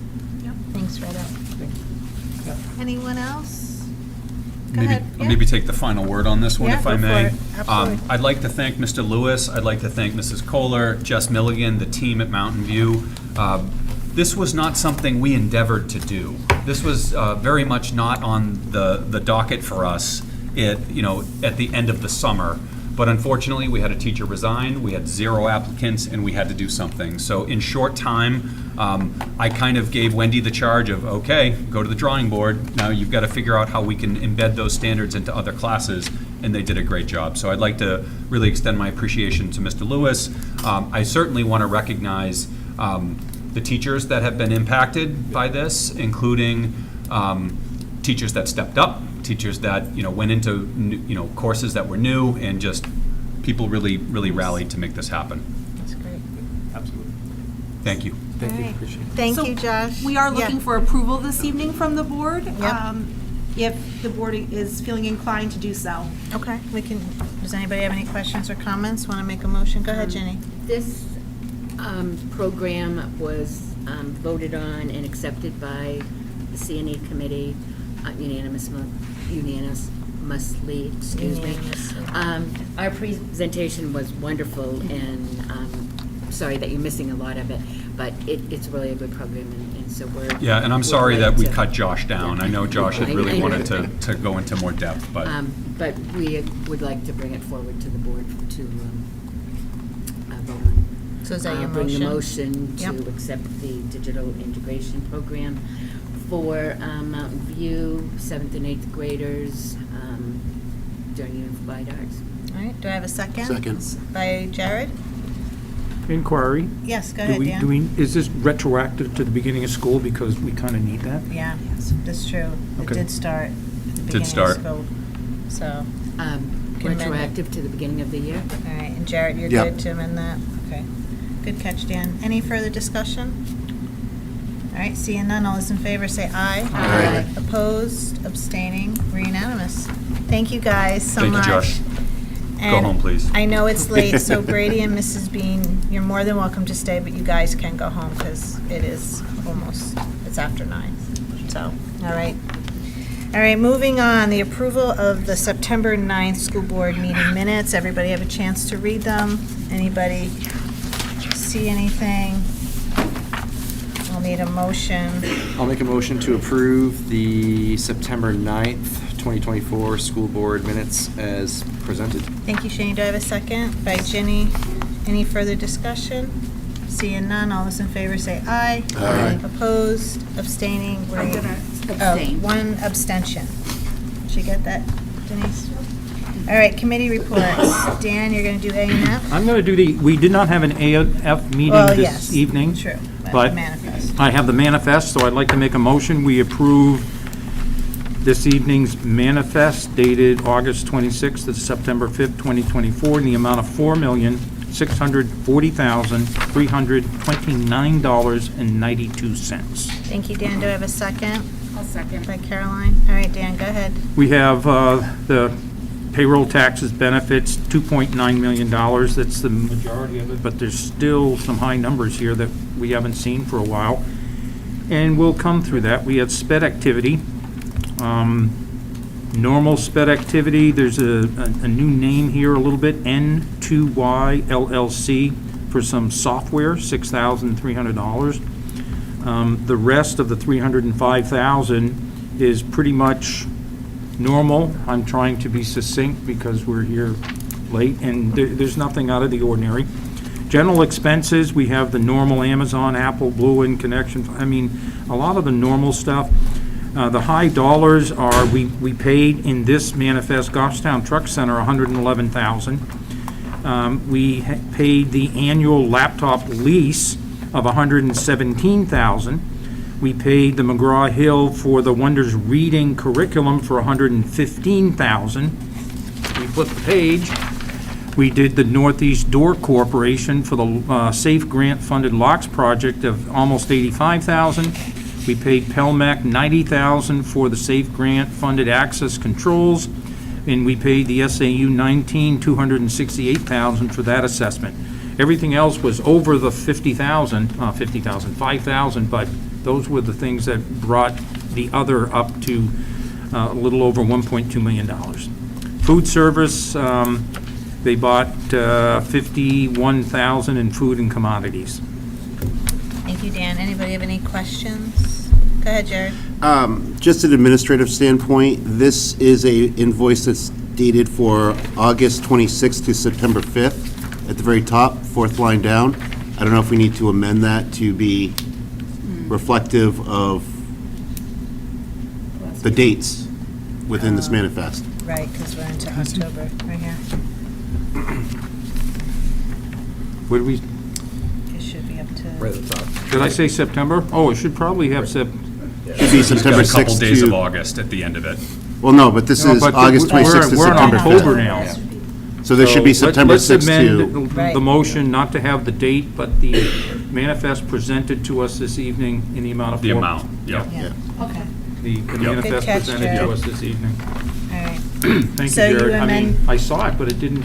So Dan, you Quit yet. amended your motion. I did. Did you second that amendment? Yes. Okay. All right, so, good catch. Any further questions, comments? We have a motion, we have a second. All those in favor say aye. Aye. I'm losing my mind. abstaining and no, right? It's getting late. Okay, we have to reaffirm the policy DH, which is bonded employees. It's very short. The school board requires that the treasurer and assistant treasurer be bonded. The district will arrange a public official's bond to cover the treasurer and each assistant, if any, in an amount of $100,000. It is the practice that any employee who administers student activity money shall be also bonded. Any employee who administers funds for the district will be bonded appropriately. The district will arrange a blanket position bond, including a faithful performance endorsement in the amount of $100,000 on all employee who administers funds for the district. It's a treasurer's bond.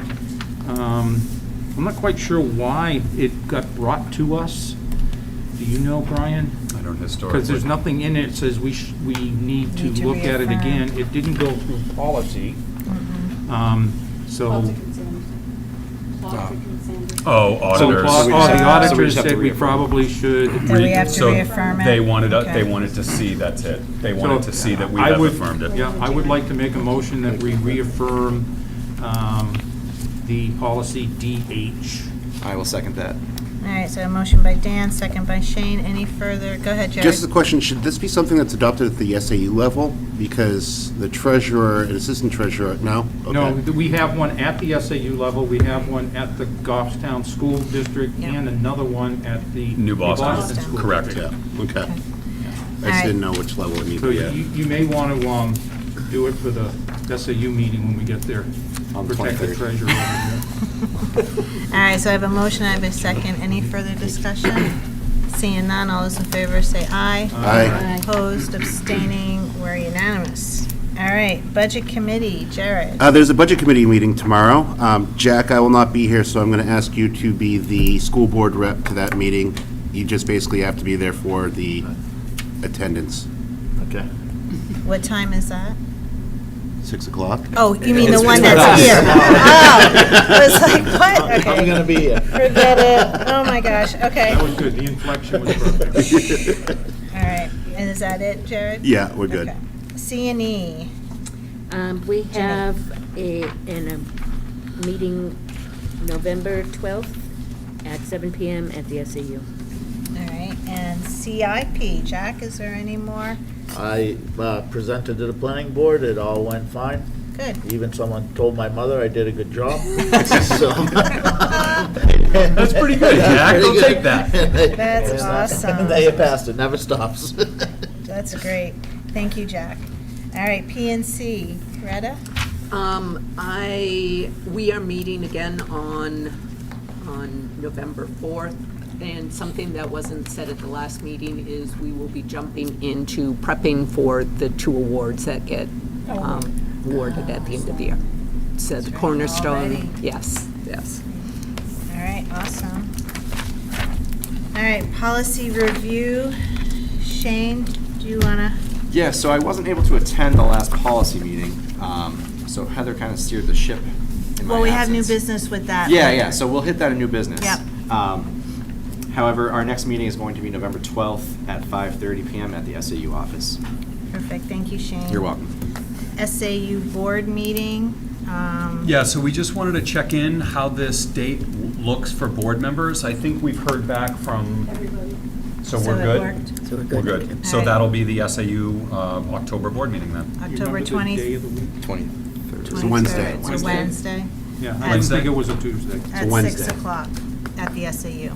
Yep. Technology Committee report, Dan. Yes, thank you very much. We had a full complement of membership at the Technology Committee meeting. Thank you very much. And it happened on Wednesday, September 18th.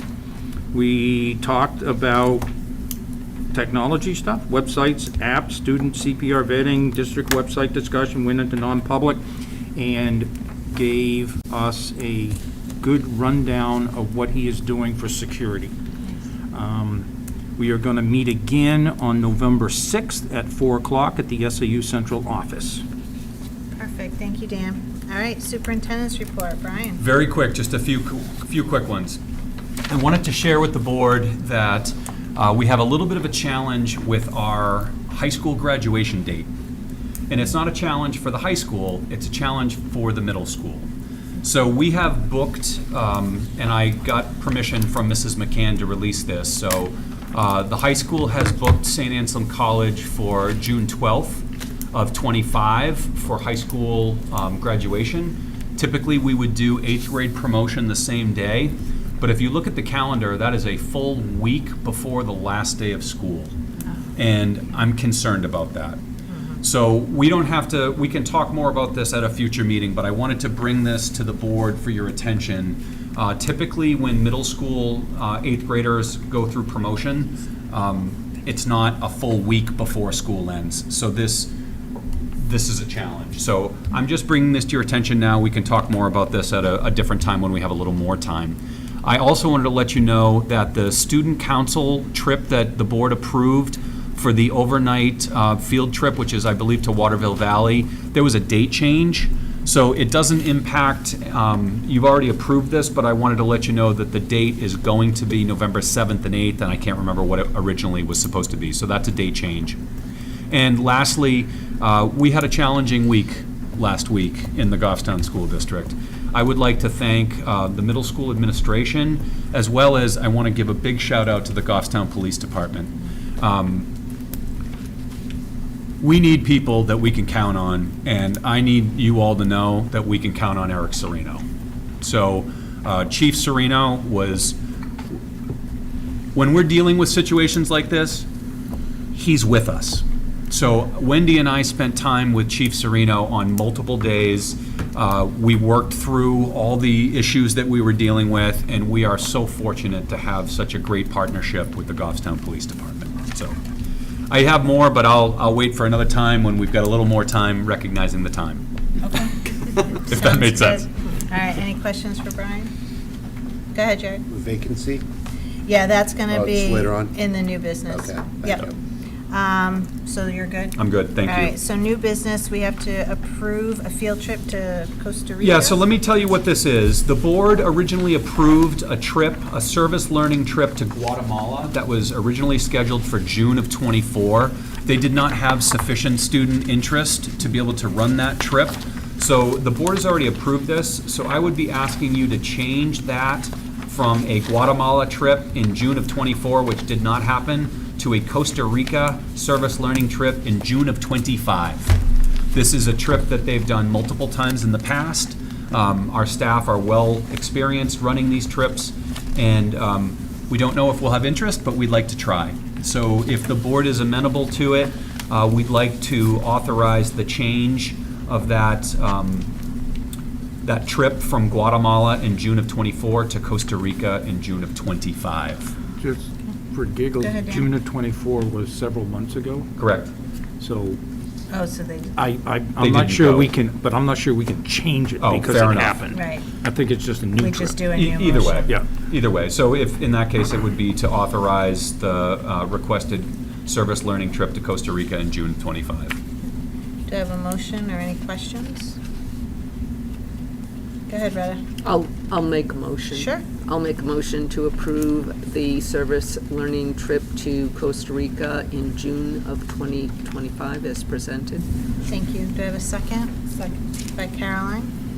Any further discussion? Seeing none, all those in favor say aye. Aye. Opposed? Abstaining? Very nice. Thank you. A good time. All right, variance request. Yeah, so next up, board members should have a memo from me in your packets. And let me just talk a little bit about what this is. So this has to do with the $13,000 citizen petition warrant article from last March.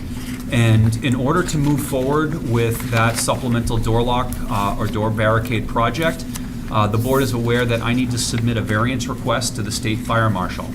And specifically, I've given, I don't know how much of this you want me to get into, how much detail, but on the back of the memo is the actual code. So that's the actual code that I'm seeking a variance from.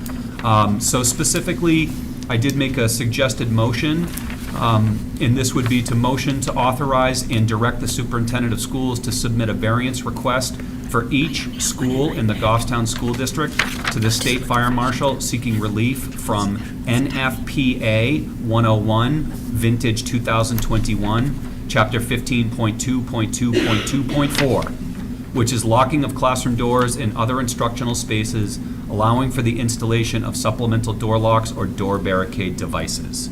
So in order for me to move forward with the variance request, we need the board to approve that. And the good news is this is the last step for the variance, so after I have this, we'll be ready to submit it. Go ahead, Shane. I'll make the motion. Do you need me to read it back? It's on the front. No, I know, but Oh. it was, Brian just read it. he just Yeah. read it, so do you need me to So read it, or? you can No. just. Okay, great. Yeah. So I So will you make move the motion. the motion. Do I have a second? Second. By Caroline. By Caroline. Any further, yeah, go ahead, Dan. There are, the way I read the actual regulation, classroom doors and doors to other instructional spaces shall be permitted to be locked, provided that the locking means is approved and all of the following conditions are met. And there are 10 conditions. Is there any specific condition? Not giving me which one, but. No, so it's. But it may or may not be, we may not be able to fit all those 10 with the various solutions we've been reviewing. We believe that we will be in good shape with the State Fire Marshal's office. So they, this is the specific code that they asked us to. And they said we need a variance? Yep. You have to have a Processing. variance because the door lock barricades don't Yep. allow the door to be opened. So you have to have relief from that for the need to get someone out of a building in a fire. So this is the difference between Okay. fire safety and active shooter. So in order to lock those doors and put a Okay. barricade device, we have to have relief from that Ah. element of the code. Number 2. I can see Exactly. it. Okay. Are All you right. all set, Dan? Yes, thank you. Okay, you're welcome. All right, so we have a motion, we have a second. Any further discussion? Okay, seeing none, all those in favor say aye. Aye. Opposed, abstaining, we're unanimous. Thank you, Brian. Thank you. All right, so we have, it's first read policies. So this is just for you guys to look at. We'll come back with them at the next board meeting. The policy committee worked very hard on the student board member non-binding vote and the teacher board member non-binding vote, and we try to encompass everything board members asked for.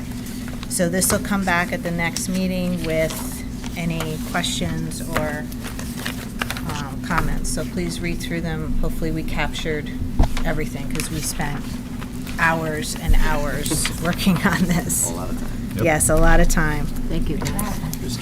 Yeah, go ahead. Just looking at the two, I see a category of optional and a category of recommended. What's the difference between those? Well, that's a good question. Why is one That's how the recommended? School Board Association codes them. So Yeah. recommended is they think you should have it, but it's not required by law, and optional really is just, is Optional. this something that you think is important, do you want to do this? So we probably should change teacher and student to be the same. It is weird they're not. Yeah. That's. They should be consistent, yeah. We'll make them match. So we need to change that. Thank you, Jared. All right. So that is that. And then the next is the school board vacancy. As you all received your emails last week, Nicole Bump has resigned, effective immediately as of last week. So now we need to start the process of posting a wanted ad and figure out when we're going to have the date of resumes to be handed in to HR, and then when we're going to do interviews. So for those that have never been a part of it, interviews are done either at the beginning of a school board meeting or we have a special meeting, but they are done in public.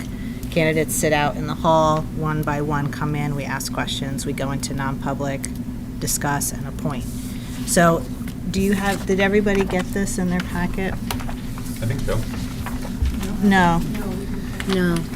So we have the policy, the RSA that we have to follow, and then what the vacancy letter would look like. So we should discuss tonight how we want to proceed, when we're thinking realistically. I know it's budget season, we have a ton of meetings this year. I don't know if we need to add another meeting. What is everybody's thoughts and requests. And we have to have this done.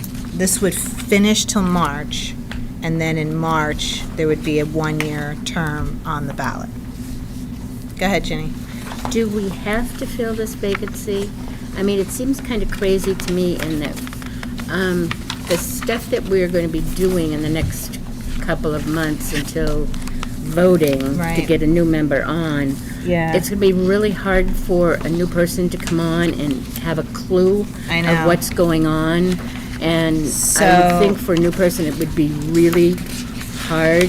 Yeah, our It's hard policy- enough for a new person to walk in and I agree. have a clue, but to come in at this time of year, Mm-hmm. and I would think we would just blow away a new candidate. Well, our policy says we have to. We Let's shall. go one step shall higher. do The it. law says we The law shall. also The says. law says we have to. We have to Okay. fill it. And if we don't, then select board does. Okay. So, yeah, I completely understand whomever comes in is gonna be thrown into A mess. a mess if they're not used to it. But we are where we're at, so we need to, so we have, what are we thinking, Brian, for timeline with realistically for getting resumes, getting this out into the paper? I think we were thinking, if the board wanted to approve this, that we would accept letters of interest and a resume up until October 21st. So So you that gives 2 weeks. Get it out this week, We'd get it out as soon as we can. tomorrow, and then 2 weeks from today is the 21st. And we don't have a board meeting scheduled that night, so would we schedule a meeting that night just for interviews? Why don't we see what we get? It might make sense to schedule a separate meeting to fill the vacancy. That would be my thinking. Okay. Go ahead, Retta. The resumes aren't due until the 21st, so I don't think we could That's do true. anything The same night, but the prior- following week. Yeah, the week of October. Yeah, so we've got 20th. November Unless you- 4th. Unless you say 5 PM, because the SAU closes and you're not going to be able to open up any mail. Right. Yep. So we And then we meet after thinking, that. That's a so possibility. our next scheduled board meeting is November 4th. Mhm. So if we get the resumes by the 21st, we could even give an extra week if we wanted to. How would people feel about having a meeting on Monday, October 28th for For this purpose? Just Just this interviews? purpose? What is Or it? we could wait till November 4th. Or November 4th. Those would be your options. So And we could start early at 6. And we, yeah. And We could try, do- and we we've could done try that to. before. Go ahead, Retta. We would have PNC on the 4th at 6 PM. That's right. So, So then after, so we could do our regular meeting at 7, try to keep it a light. It might not be work, that, We could we try. may not have a light one, because that'll be. our So either next at a one. meeting on the 28th, or we'll just plan to deliberate on November 4th. What is everybody's preference? I can't Go ahead, attend Jared. on the 4th, personally, but You can't do the 4th? Okay. So you wouldn't be here at all? I won't be here regardless, yeah. Okay. I'm just Jared? looking at a calendar. When, we have other meetings for a budget coming up. We Next do. week. We have the 15th and 17th, We also have the SAU board meeting. and then we have the SAU on the 23rd. Well, With the 28th, if we just started at 6 for interviews, it wouldn't What if, potentially be too long. could we do 5 on the 23rd, since we're getting together for the SAU? They have to be on Depending who TV. the applicants are, it's not gonna work. Oh, that's a good Yeah, point. it's hard to. Yeah. And they have to be public. So we would have to do Yeah. it here And then move? and then go over. We couldn't have them here, like New Boston? We haven't done an SAU Well, meeting here. here would be public on television. Right, Correct. right. And that would Which be is what the I- preferred yeah, methodology. That is the preferred, yeah. how about this? What if we have responses due on the 21st? Mm-hmm. That would allow us to get the packets to board members sometime after that. Mm-hmm. And then why don't we just do it on November 4th? But then Shane's not here.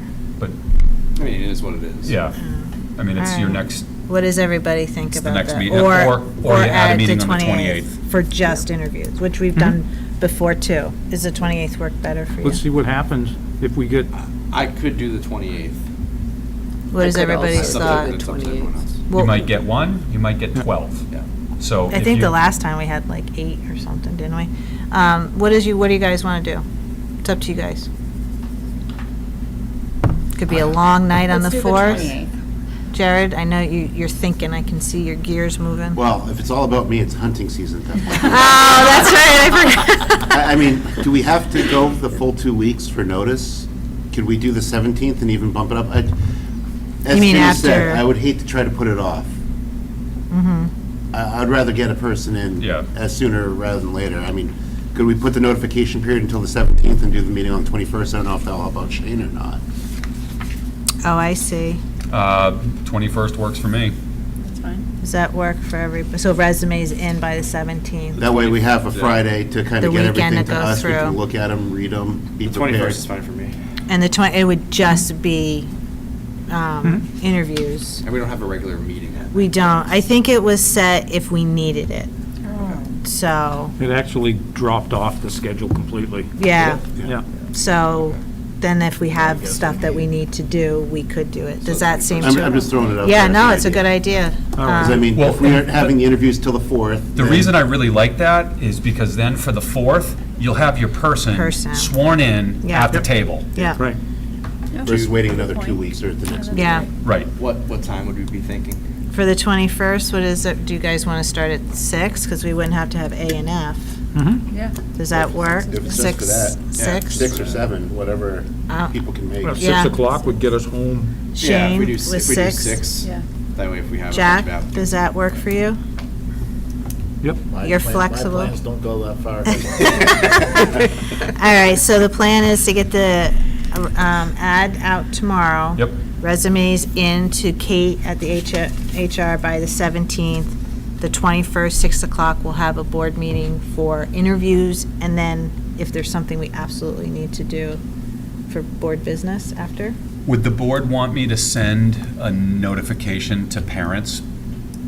I think we have in the past. I'm trying to remember what we've done in the past. It's been a few years since we've. There's been emails sent out to parents in the Yeah, past. I think we've opened it, because anybody in Goffstown. The problem is a non-parent community member is not going to get that. Right. That's the limitation of this. And that could be considered an unfair. Yeah, that's. And I yeah. don't feel great about that, but I don't Yeah. have any way of But communicating. I don't know how many people have actually read the paper in a while. We also posted up on our website, right? Yeah, that's a toughie. You can put a blurb in the Goffstown News. That's a paper. It'll be 3 weeks before it gets posted. Oh. Okay, never mind. So what, yeah, send it out to. Yeah, I think that's what I did last time, I so think I'll you did I'll do too. the same. When I was appointed almost 4 years ago Is this now, at 6? Is that how it happened? a parent received the email and forwarded it to me. Okay, so that's what I did. All right, Okay. It's been that long. I thought it was longer. No, we've had a couple since then. Yeah. Oh, and then we had Caroline. Yeah, we had Carolyn. Yeah. They aren't supposed to All do right. that.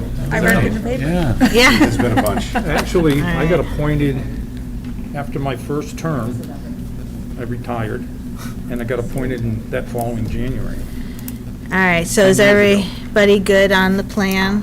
And then it would be hiring someone to finish out till March, and then it would go on the ballot for a 1-year term, and then obviously they can run if they want to.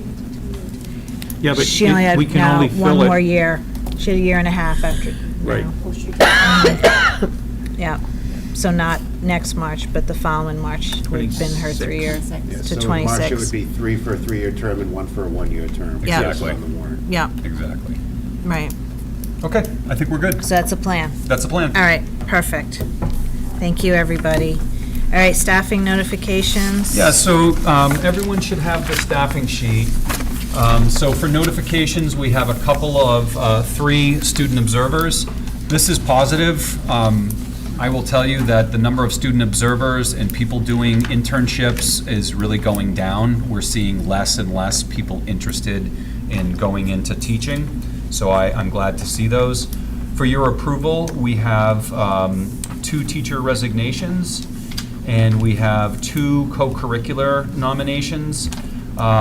The bottom co-curricular, I think, maybe needs a little bit of discussion. Hiking Club is a pilot program. This is new this year. Nice. I'm not entirely sure why this is on the staffing sheet right now. This typically would come in as a pilot program in April.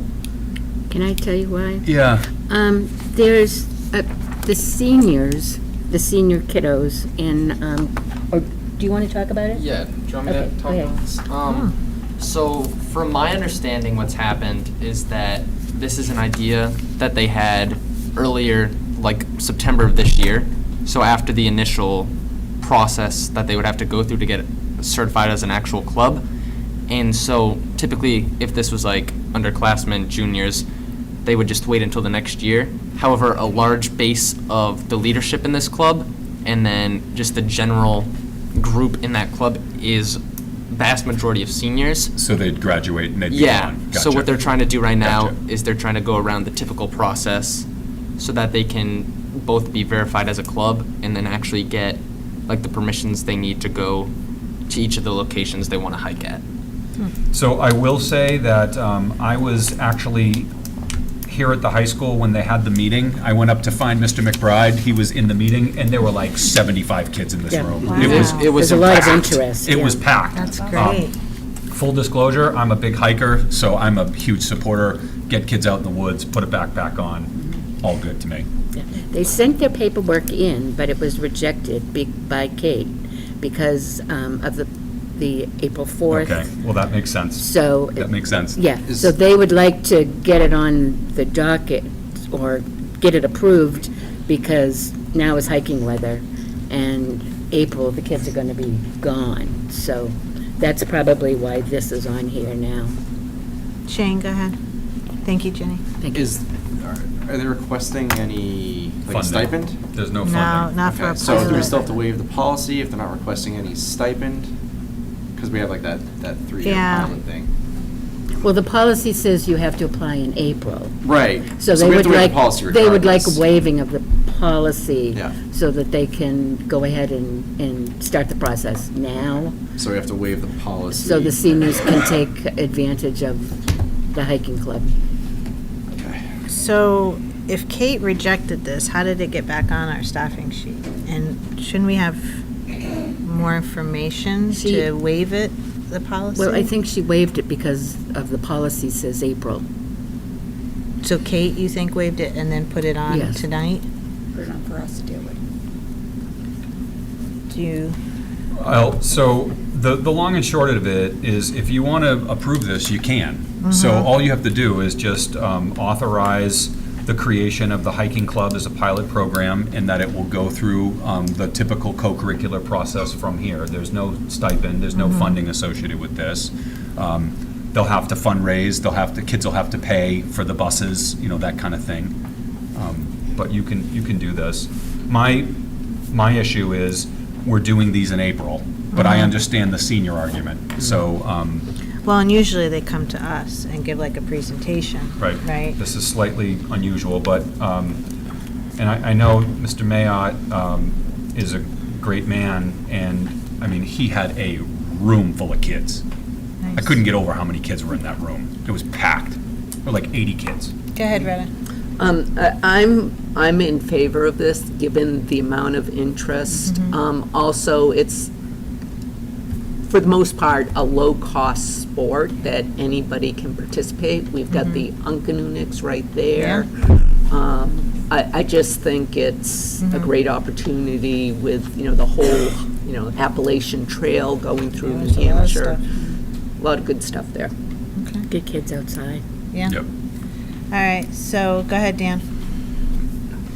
If I remember correctly, does the request go through the school principal, who then pushes it forward? We created a process Yeah. of how it all happens, So- with it culminating in us bringing the request to the board in the April timeframe. So this Okay. this one just missed the process. Okay, I guess maybe the question is, we're either Mr. McBride or Mrs. McCann, are we cutting them out? Because I haven't heard their names at all. No, in this they're in process. support of this. They are. But Okay. again, it didn't come in April. So Understand. I would say my inclination would have been, I'm sorry, you need to wait until April. Yeah, but you get But it made it on 75, the 80 list, kids. so and- here we are. Wow, that's unusual, and I would hate to not do this. It's- I hear it's that, a- and turning. And I turning hate to o- do mean- it and not do it, because it's, maybe there was just ignorance on the part of, how it came up, we don't know. Well, but now Do there's we a lot want to of have more interest. information? Absolutely. Does, in this season, sending it off by 2, 3, or 4 weeks going to do more harm? Probably. Yeah. Because this is, you're right, this is the time for them to be under the covering of what's needed. Shane, did you have something? I was just going to ask if I can ask a question about the resignations. at the Yeah. same time. Absolutely. Are we able to cover these positions? Are these resignations immediate? These resignations are immediate. So now there's vacancies? So I can't really speak to a lot of this. When I mentioned earlier that sometimes a half-time position is a detriment, this is an example of that. So when I mentioned that sometimes teachers don't want to stay because it's a half-time position, this would be an example of that. And the other one was unexpected.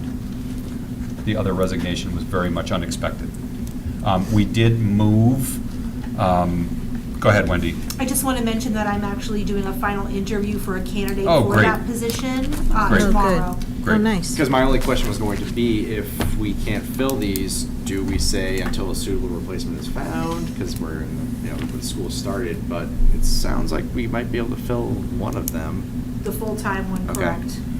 And we're working on some other options for the halftime one. Okay. Including coverage of strings lessons, and we're trying to break it out in other pieces if we have to. So we don't think we need to have like a suitable replacement clause type thing in there? I don't think so. Okay. Well, then I'll move to approve the teacher resignations as presented. All right, so I'll take a motion. Do I have a second? By Caroline, but then Jared has. Just a question. Hands up, yeah. Brian, are we going to be executing part of the GEA agreement for breach of contract to try to recoup some costs for hiring a substitute or hiring a replacement? I think that would be a non-public discussion. Okay. Okay, it's a good question. All right, so Shane, you were just accepting the resignations? Yes. Yep. Correct, okay. So I have a motion, I have a second for the resignations. Any further discussion? Seeing none, all those in favor say aye. Aye. Opposed, abstaining, we're unanimous. And now I'll need one for the co-curricular sports. Does anyone know off the top of their head what the policy is we have to waive? I don't know off the top of my head. I don't either. I don't think you have to cite it. You could just make the motion to approve. All right, then I will make a motion to approve the co-curricular sports nominations as presented. All right. Are you done? I think so. I know, because you don't look like you. Well, I'm thinking about if there's anything I need to do for the hiking club one, Well, but before it's seconded, if I may, should I ask the question, just because we have a nomination for a non-existing hiking club, don't we have to kind of create the hiking club first? Yeah. Okay. But I think if your motion is to Approving. approve the nominations, which includes the creation, then Yep. I think you're fine. There you go. Go ahead, Shane. I will make a motion, there we go, that's the layer I was missing. I'll make a motion to approve the co-curricular sports nominations as presented while introducing the hiking club as a club at Piloted. Goffstown High School. Perfect, thank you, Shane. Do I have a second? A second. By Ginny. Any further discussion?